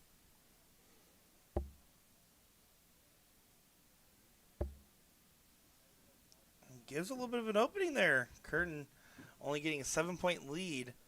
Wouldn't mind Ocampo getting a little crazy with this one and trying to grab a close at the 19 at some point in this throw. Whoa. We don't want to get that crazy here, Nick. We like getting crazy around here. That is cuckoo for Cocoa Puffs, and we're not all about that. Ocampo does stay there to point the night away. You see the man with the mean stride walking up. He's earned his mean pride. Dum-dum-dum-dum. Not a bad visit by any means, but I thought it was in the triple bed. It was not, so Not a good visit by any Not a good means. visit by any means either. Especially with this gentleman stepping up. And look at their average right now in this first leg, a 4.8. Great standard from the team that has been really just playing well. I mean, again, Joel thoroughly impressed against Ram Guevara, especially in that last leg decider where he just threw out all the stops. Game 2 was won by some strategy play. It was not won by anything other than his own merit in that last leg decider.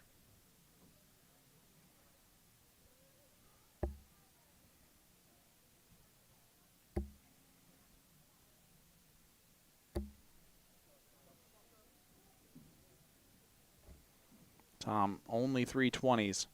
Door open now for Ocampo to get rid of the 20s if he wants to. Moving back down the 17s. He's staying. He's thinking about it.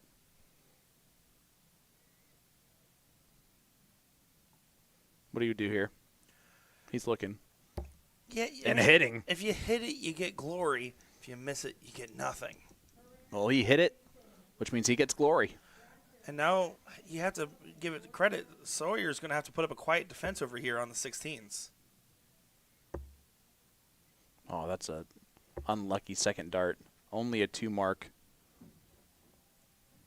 A 3.5 just is not good enough against this team from the Philippines.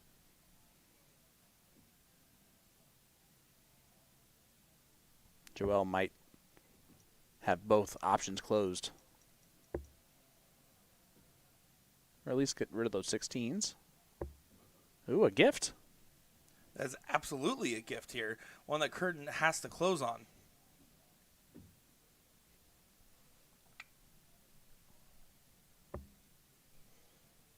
Your lips are the opposite of chapped right now.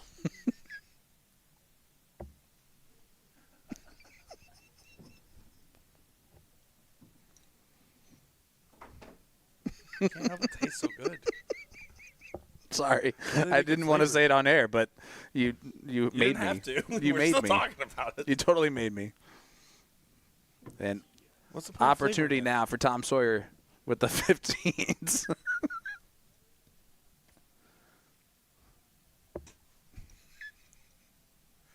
Good find there from Sawyer. His mind clearly not for rent. Not on God or government. Just minor discontent. Lighting up the day's events. I don't even need those. He's cheating with lyrics, guys. I did not. Oh, look at this, though. Joel finding a big shot there, finding a beautiful 7 mark. Yeah, cheating with triples is what Joel just did. Big 7. And a huge lead now. At least Adam Savada thinks we're funny. That's worth something. That's all that matters to me. Adam, And Tina. why are you awake? That's also a fair question. You need to get some sleep, Savada. I know Campo needs 3 bowls. No reason not to go right at this one here. Oh, Adam is wondering why I'm commenting. He put on chapstick, and he put on way too much, and his lips were very shiny. That's what happened. For those that are wondering what the television humor that we were going on with. I was really worried you were looking at my eyes. Glad to know it was my lips. They were that shiny. And when you have ADHD you stare at shiny things, like your lips still.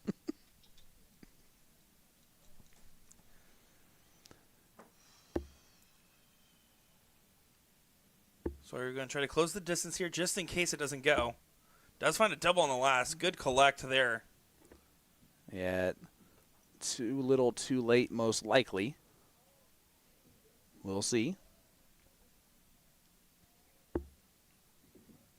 Un más.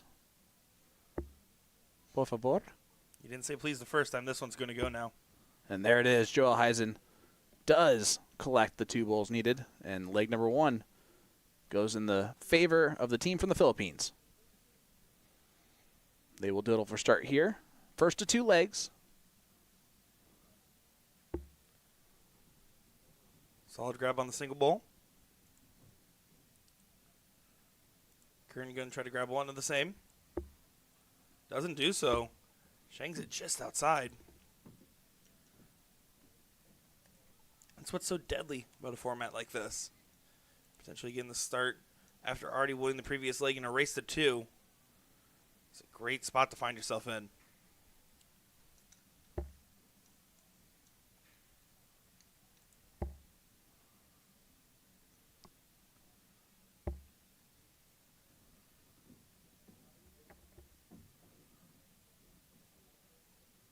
The team of Tom Sawyer and Tom Curtin actually lost in the top 16 in this event last year to Dave Fathom and Dave Ladley.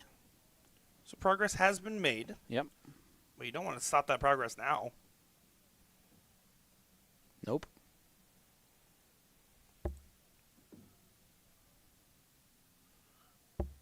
Joel not able to find that triple bed so far and hugs it on the wire in the last.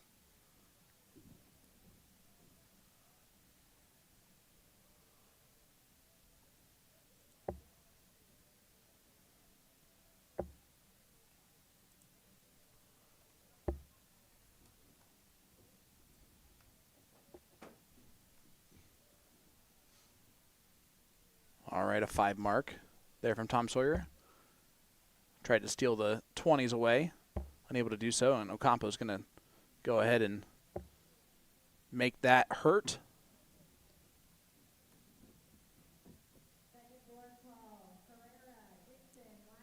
We'll see what Tom can do.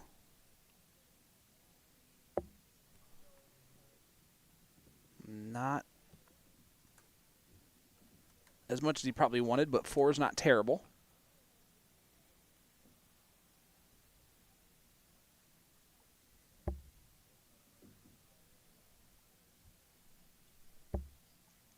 There's the close from, there's 60 points added to the total there for Joel.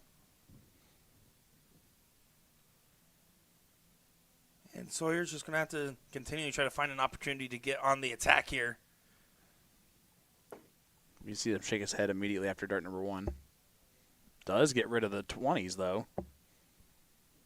Gives him an opportunity to go right back down to the 19s. Ocampo opens up a new wedge first. Yeah, I would think you would have to. No reason to try to chase here and let your opponent hit a 4 mark to get ahead. Welp.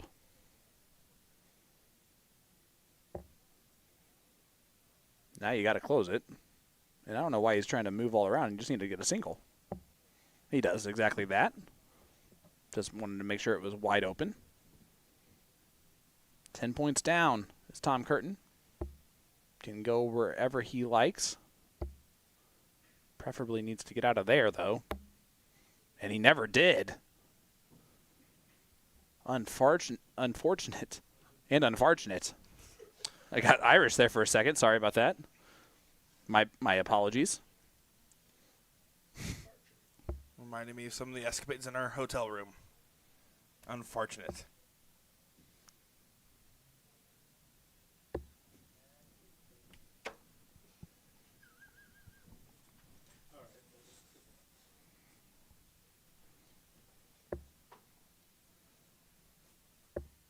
So far, heavily favored the Filipino team is. The team from the U.S., the Tom and Toms, starting to become on an outside looking in position. Some have called them the Tomcats. All right, one person's called them the Tomcats. That was you just now. Yep. Outside on the double there, that one wasn't because of Maloney's influence, though. Oh, it was a Maloney double. It was because definitely that style. Because it missed, yeah.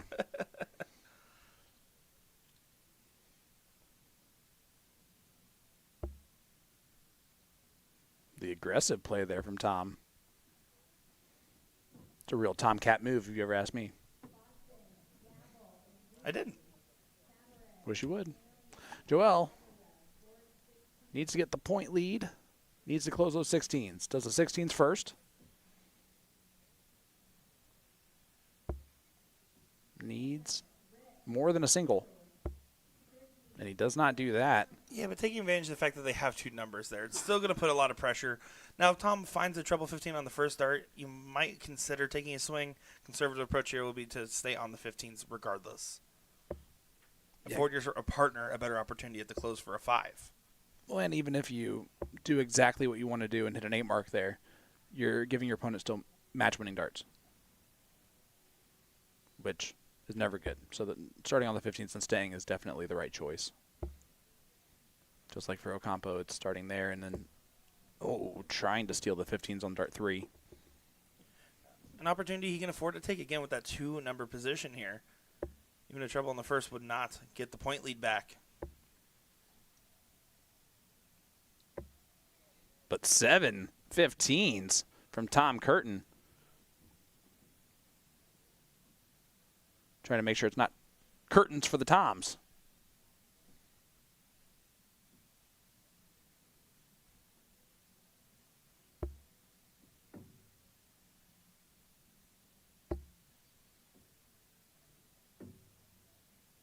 Still needs more than a single.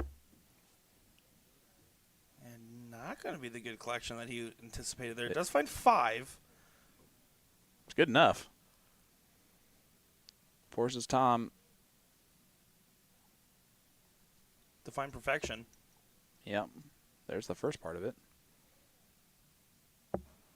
Oh, gonna go back now. Would have probably That's a preferred that great second seven. dart at the 18. It's a scoring segment for the team of Ocampo and Hizen as they've been using that segment. And also a single there, at least that's your partner with a shot to hit a single on the close subsequently.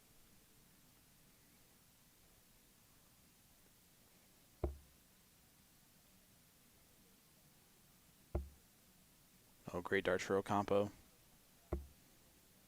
He stays there, gets 7.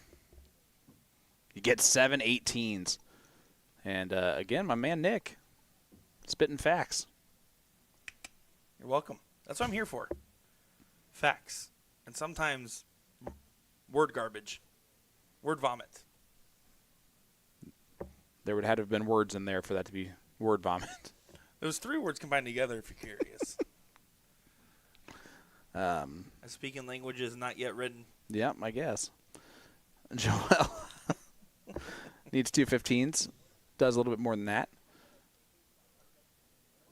And it is a 25-point advantage. Can push the bowl by going to one of his scoring segments here. Didn't feel the need to with the 2-number advantage. More than understandable, unless Tom goes up here and hits 4 or more. Then it makes your shot a little bit harder. Yeah, realistically, though, Tom needs 5.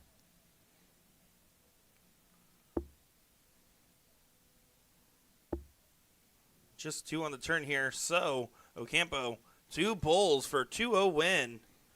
To book a ticket into the semis. Gets it And- done in 1. Wow. Great darts. It was a long wait for Tom and Tom, and I think that might have come back to cost him a little bit at that point in time. It's tough to move along in a bracket quickly and then get skirt. Well, I mean, it's sometimes time for the warrior to exit. Exit the warrior. There goes Tom Sawyer. All right. Well, we have semifinals set, ready to go. They're funny. I'm just trying to respond in humorous ways. Trust me. No, I am ashamed of myself. James Beaton and Jensen Walker will take on Nelson Bacchus and John Lucanis. And then in the second semifinal, it's Ryan Ocampo and Joel Heisen taking on Mike Newbert and Charlie Harrison.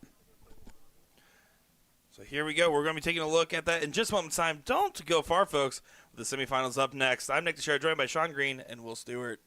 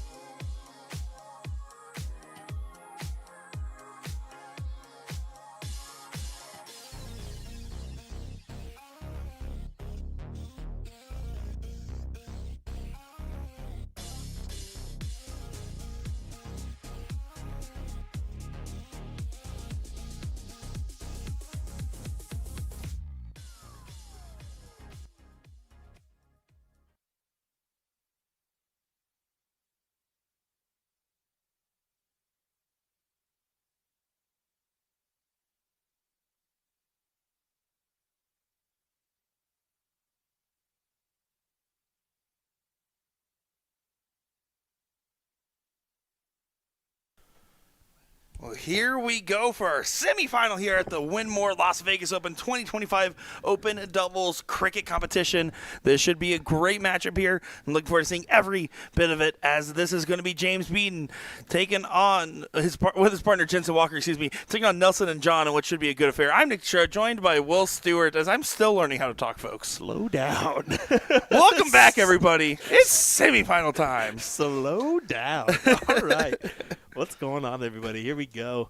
We've seen both these teams play well to get here. Who's going to come out victorious? Let's find out. Of course, James, we keep seeing the action. It's so unique, but man, does it work. Former PDC pro and now taking his talents here to Vegas. Taking his talents to cricket as well. Doing good on it, and just taking advantage of the fact that he's able to replicate that. It's all muscle memory at the end of the day, and I couldn't imagine trying to look at the throw and say, that's what I want to do, but it's something he's able to do in turn, out turn. Of course, Jensen going to make his adult circuit run here with the WDF. Did suffer defeat versus Archie Self in that youth boys final on the Lakeside stage. So,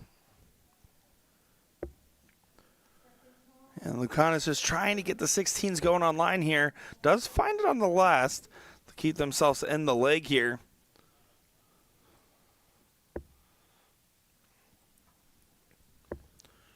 Being wasted no time on it, and goes back to the 18. I love the shot selection there. yeah, they're just doing some good stuff to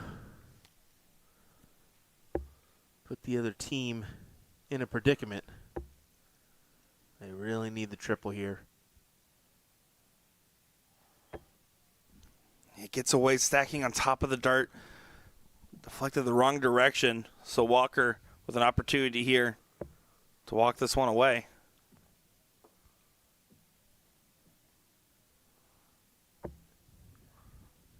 Hand it back over. This is a moment here for Lucanus.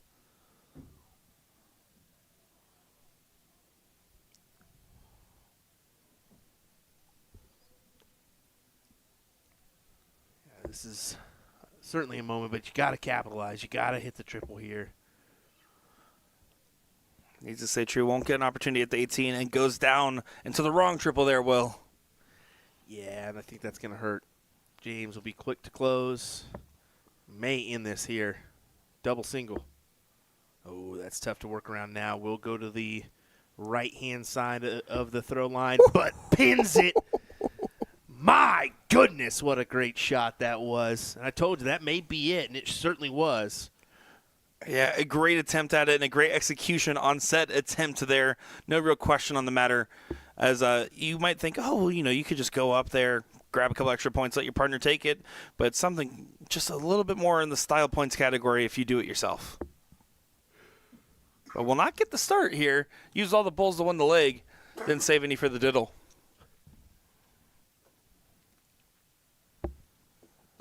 Just underneath. See if you can use that as a marker.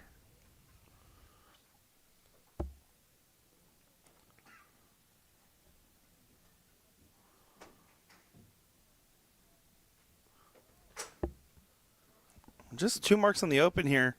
James really wants to capitalize early on this opportunity. Moving all across the Aki. Needs to make sure to stay true for a single. And kicks it below those darts, but that will be just fine there. Just enough to make sure, hey, I'm going to ask the question, as John is sleeves up now. Lawrence logging it.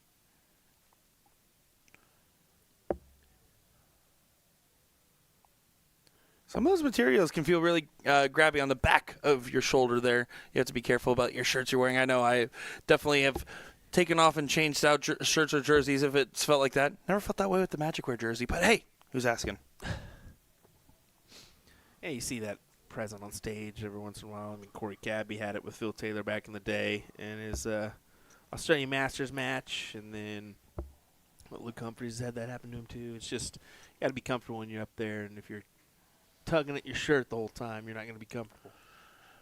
As an athlete, you don't want to worry about the equipment you're wearing. Does get the close there, keeping this one close to the chest. James going to see if he can find the 17.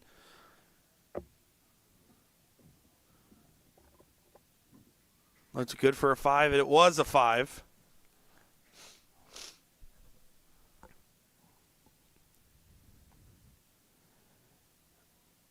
.57 first.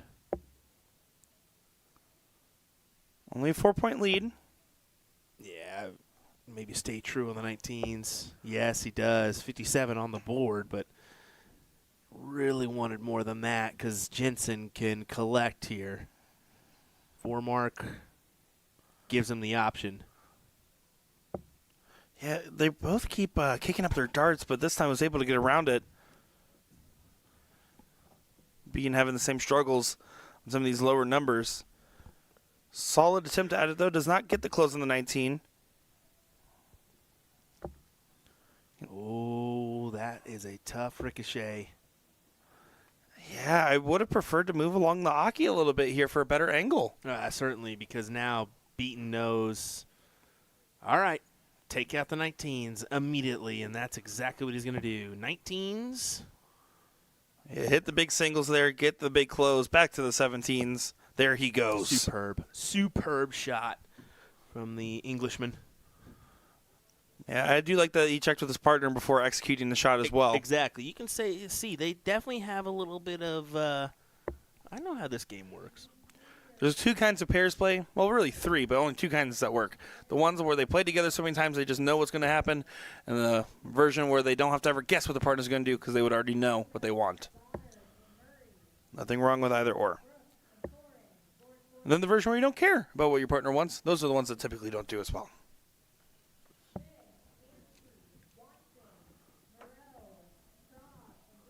All right.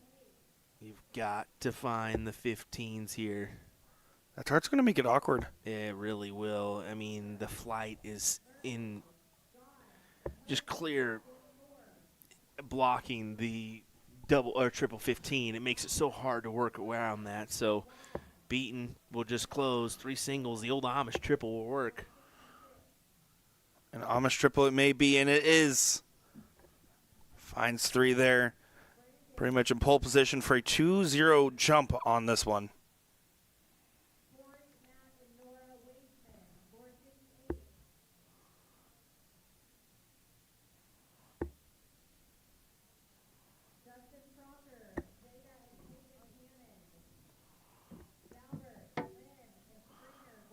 So 3 bulls needed here for Walker to walk on through to that final. Yeah, this should go. That's a tough one to work around that first. So, yeah, just go ahead and hit the 2 here. Leave it to your partner to take it out for a finals berth.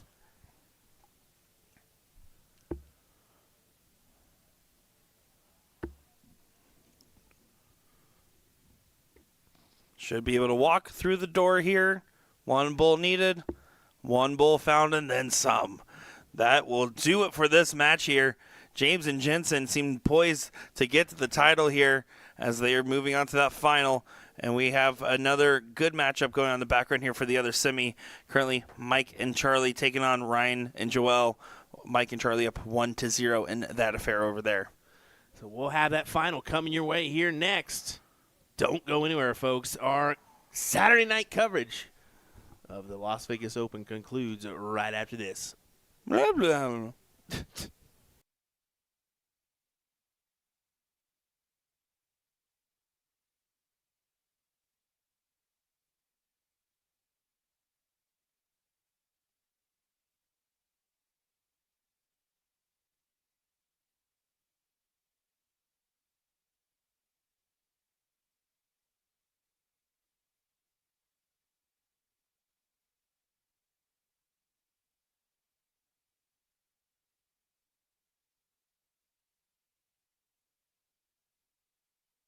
Let me tell you about A to Z Darts. We're a specialty dart store with over 10,000 different products. We create in-depth videos and blogs to help improve your game and showcase our products. We give helpful advice on how to practice darts, the fundamentals of form and mechanics, and how to make better decisions when purchasing your darting equipment. Whether you're brand new or a seasoned player, we try to provide fun and informative content. I'm Jen, the creative director for A to Z Darts. I've been playing for over 10 years and I've traveled the world competing in and promoting the sport. This is Will. He runs our live streaming company, USA Darts, and travels the globe as well to broadcast major darting events and interview PDC players alike. You'll find over 2,000 different sets of darts on our website. Guessing right now you're pretty interested in our resources? Learn about form, throwing mechanics, practice routines, scoring and grouping, checkout methods, cricket strategy, and much more. Visit a-zdarts.com to take advantage of our blog or follow us on social media at AZDarts today.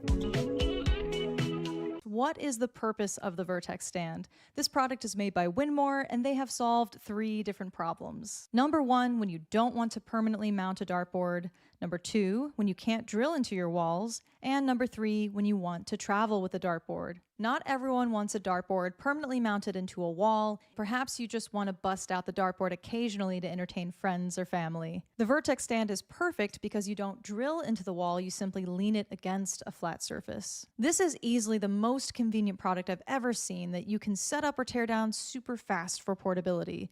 In minutes, you can have everything packed and ready to go with you for your next darts tournament or a friend's house or even camping. You can lean this bad boy up against a tree. On top of all of that, I love the idea of being able to easily travel with a dartboard. This thing is awesome. I was given it just to review, but believe me when I say it is not going back to A to Z Darts. They can try to pry it out of my hands.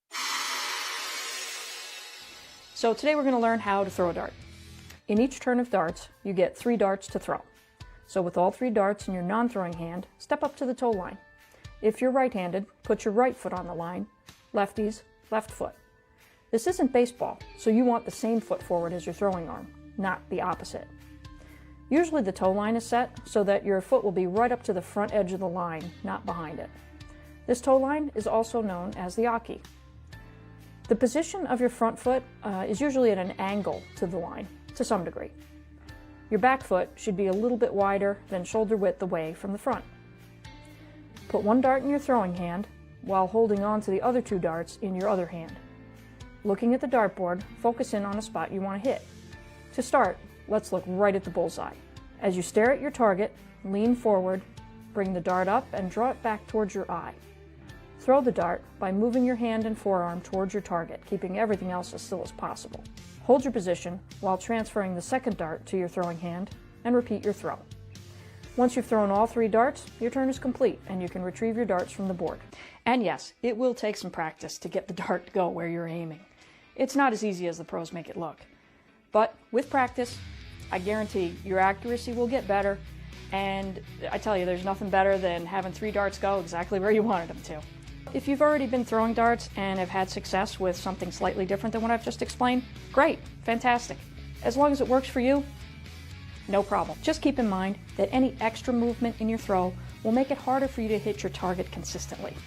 As a beginner, just try to get all 3 darts to land in the same area. As you build your confidence, you can narrow down your target, getting all 3 darts to land in one number, say, like the 20s.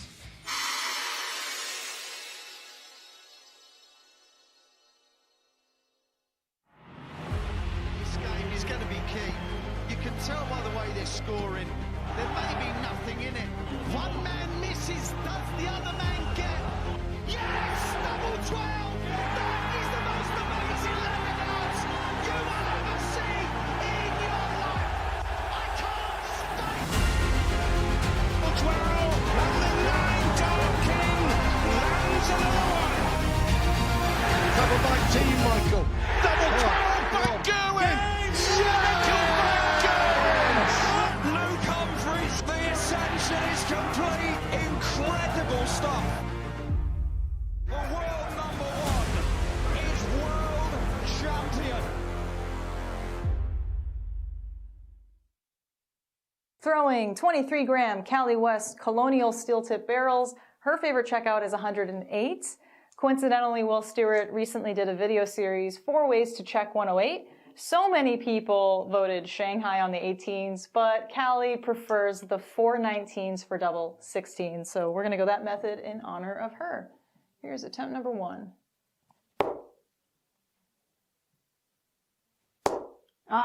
So that did not fly. There's your trouble. Attempt number 2.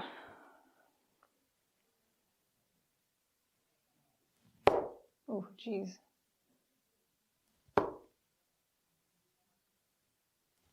Oh, outside the wire. Attempt number 3.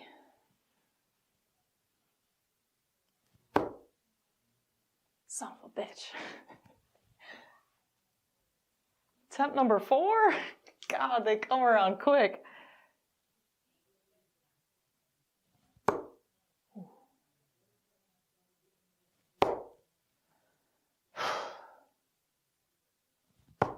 Oh, I wasn't gonna let Cali down.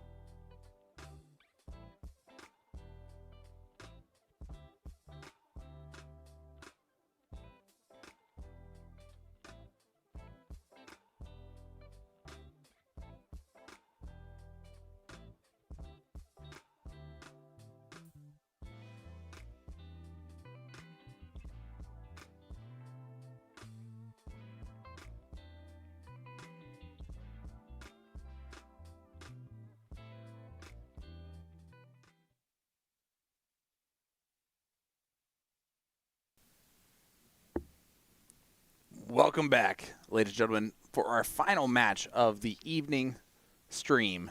It is the finals of the Open Doubles Cricket here at the Las Vegas Open. I'm Sean Green, joined by Nick Teixeira. Nick, we have a young duo of James Beaton and Jensen Walker from the UK taking on, well, some old school players in Mike Newbert and Charlie Harrison. Our first look at Charlie, who is from Derby originally and now resides in Arizona, if I'm not mistaken. But Charlie was the guy who I was talking about yesterday, having quite a run at this point. How are you, bud? I'm doing great. Yeah, it's going to be a great showing here. Thirdly, have been impressed by the James and Jensen duo, J&J throwing through and through. Big 7 from Jensen. Just shots like that, rounds like that. They've shown the highest level of explosiveness between any of the teams we've seen so far on our stream for this event.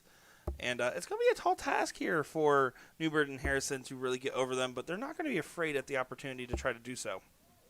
And not to be an old man or anything, but they're also young and have a lot of energy and pep in their step still.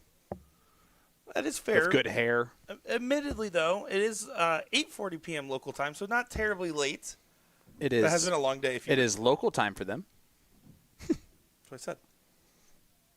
I meant like local to where they are living. It's very, very late. It's fair enough. Anyway, back to Mike Newbert.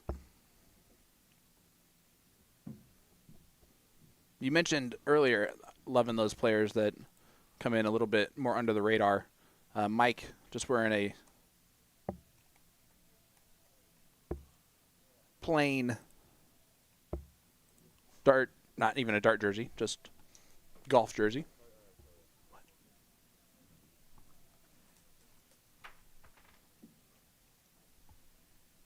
Charlie here going to be looking to try to grab the 17s and get him up and going. Does find it. Can take the swing because it's kind of congested on the 17s, but it sailed away on the last. Really, he didn't want to shoot the 19. He felt like he had to with the position of those darts.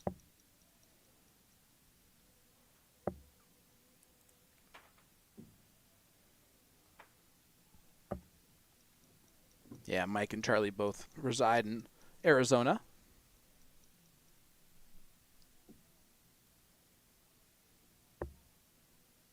And they find themselves here in this final. More of a unknown duo in the final, would you say? Yeah, I mean, that's a reasonable take. But when you're at a field like this, an event like this, you just don't expect to know everyone in the room.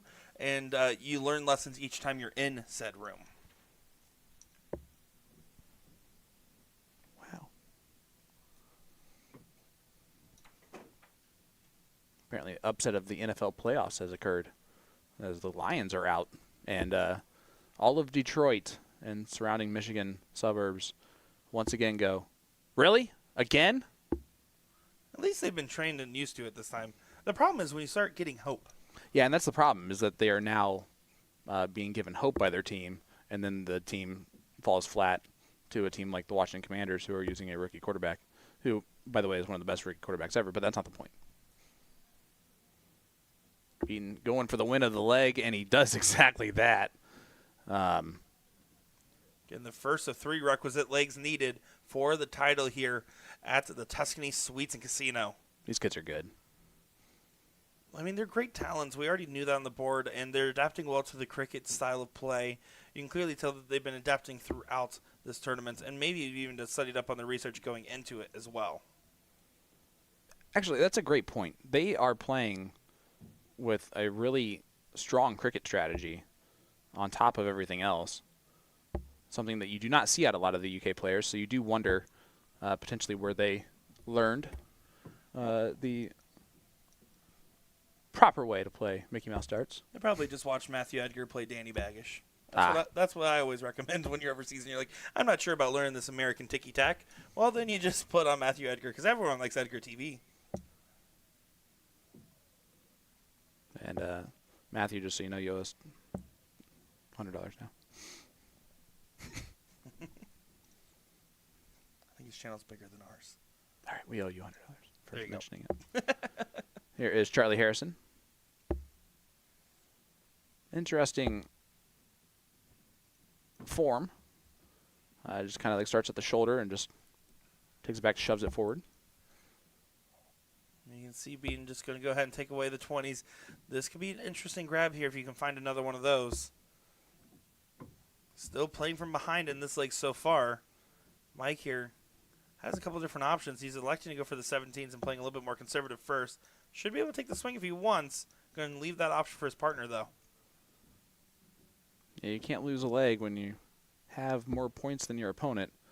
And they're taking that strategy to heart right this second, which is never a problem when you're playing a talented team like the UK kids. Well, and when you're playing a steel format like this, you're trying to set up your partner for 3 clear at the singles. Of course, still aiming for the trebles. More often than you would in, like, let's say, a soft tip format where you're setting up your partner to hit big collects on triples. Sometimes you're setting them up for big closes, which was not capitalized there, which makes that a big miss. Oh, look at this. Boom goes the dynamite for James Beaton. That's a round of 9. That's a massive shot here because now all of a sudden they've taken this leg under their control. Charlie kind of raising the eyebrows in the back there, giving it a, all right then. Knowing that he just needed to close those 3 singles in the 18 to prevent that from happening. And now all of a sudden you can see the frustrations there. Jensen Walker looks to his partner, gives the nod of approval, and here's the attack. I said just close the 15s. Does exactly that. Still leaves Charlie a redemption shot here.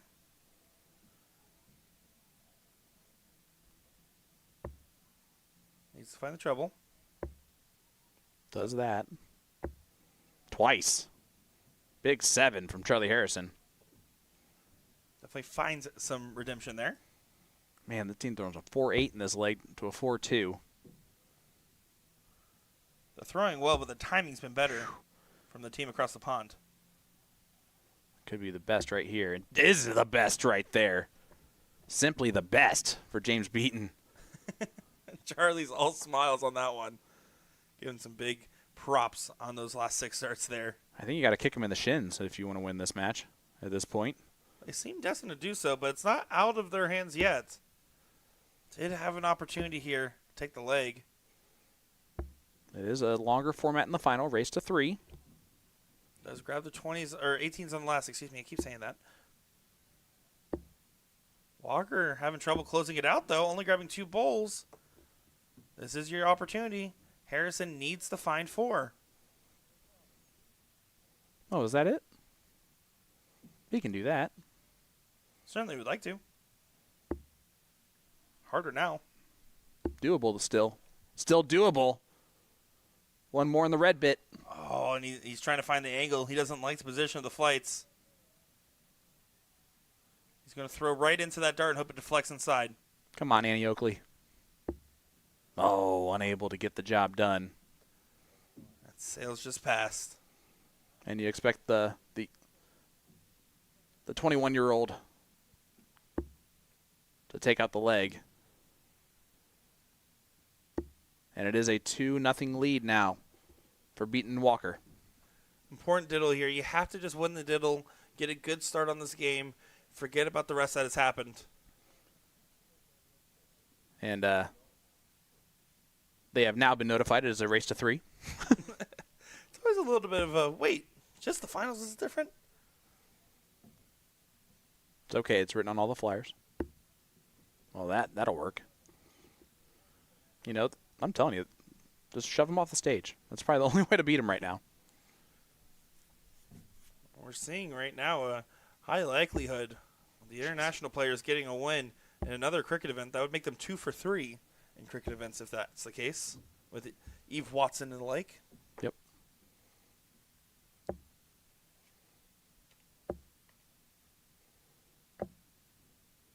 But I will say in this situation, these boys have had very textbook cricket strategy for the most part, where on the reverse side, Eve won with a lot of skill and dodged some bullets with her cricket strategy. And, of course, the American ladies today got the job done simply because of their opponents chasing. And of course, correcting 2 for 4 with the other men's final as well that we had. Yahtzee.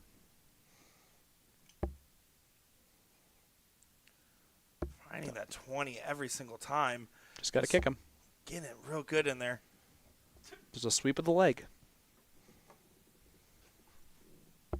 I'm telling you, that's the only way you're going to beat this kid right now. But answer right back. How about a sweep on the 18s? All right, some dynamite will work. Boom goes the dynamite from Mike Newbert. An aggressive play right back there with just the 4-point lead. Gives Harrison an opportunity now. It is 4:40 a.m. in the UK. 4:48, excuse me.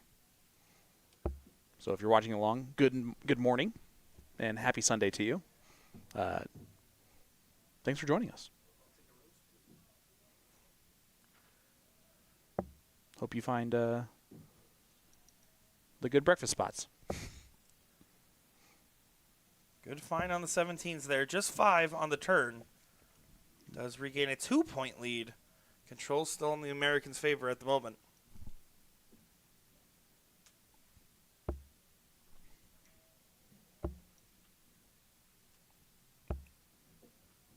And again, this is how much pressure a 3-mark Mike knows is no good against these kids. 5-4 playing a 4-8 here in leg number 3.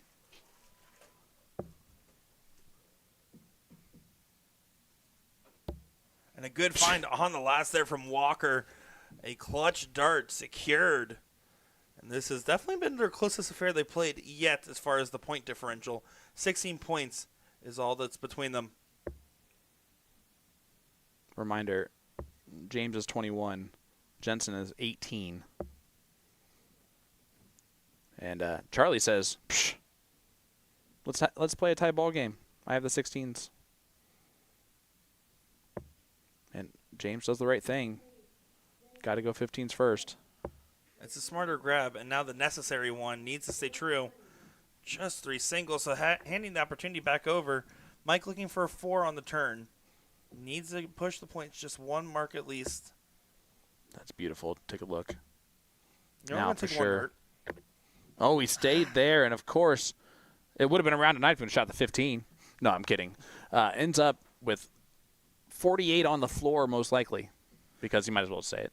Yeah, you're going to take only 1 dart at the close there. You should take 1 dart at the close there. You only give your opponent an opportunity to hit right back on you. Just a 5 there, though. So faded that potential blow. Yeah, but 75 points gives them the point lead back.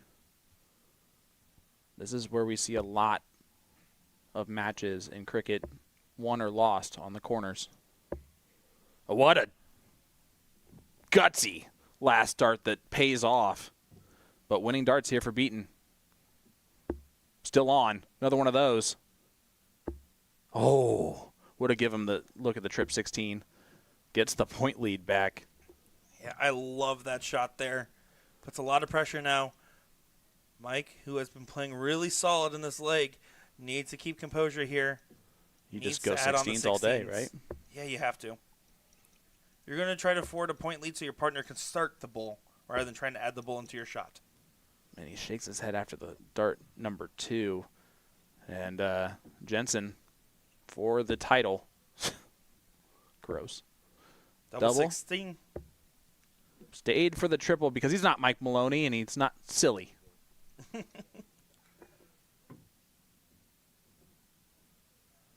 Last chance here, most likely for Charlie. To save the leg and the chance at the title. Finding the 16, but just not finding the trouble. And he knows he's in dire trouble now. James to take it here. There's the 25. There's the 16. And he needs one more. And he does not get it. 1 point down. So, well, can you hit 3 bowls, Mike? If you do, you're still in this match. Be an incredible shot. Harder now. I think it's pulled. Yep, nothing. Doesn't go. He laughs it off. Walker, wiping the hands right next to the gallon jug. Best. And there it is. Jensen Walker and James Beaton are the champions. And I'm telling you right now, Charlie walked up and was like, what was that, guys? Why did you have to do that to me? Yeah, incredible performance from both teams, and that 3-0 scoreline's not representative to how well the Americans played there, showing their prowess on the board. I mean, both finding mid-fours in that last leg bout there. Good showing from the teams, and a great showing from our international players, hoisting the trophy in the open doubles cricket. Yeah, great results there for James Beaton and Jensen Walker, your champions of the men's doubles cricket. Ladies and gentlemen, that will do it for our Saturday coverage here at the Las Vegas Open for USA Darts Productions. We hope you've enjoyed all of our coverage. Make sure to hit that like button, hit that share button, notification button, all that good stuff. Just hit every button you can right now on your device. Hit every button you can, because some of those buttons might get taken away if you're watching on TikTok. Well, no, it's gone. It gone. It gone, baby. No, great so stuff all today. the sadness, you might as well watch darts tomorrow. We'll be back in action. Looking Right. around 11 a.m. for our start time, give or take local time. Of course, they followed it with that notification bell on, and you'll know exactly when we go live to cover out the last of our events tomorrow with our Silver Las Vegas Classic 501 event, as well as the women's and open doubles 501 events. Yeah, guys, we will see you in the morning for the Las Vegas Classic. Have a great night.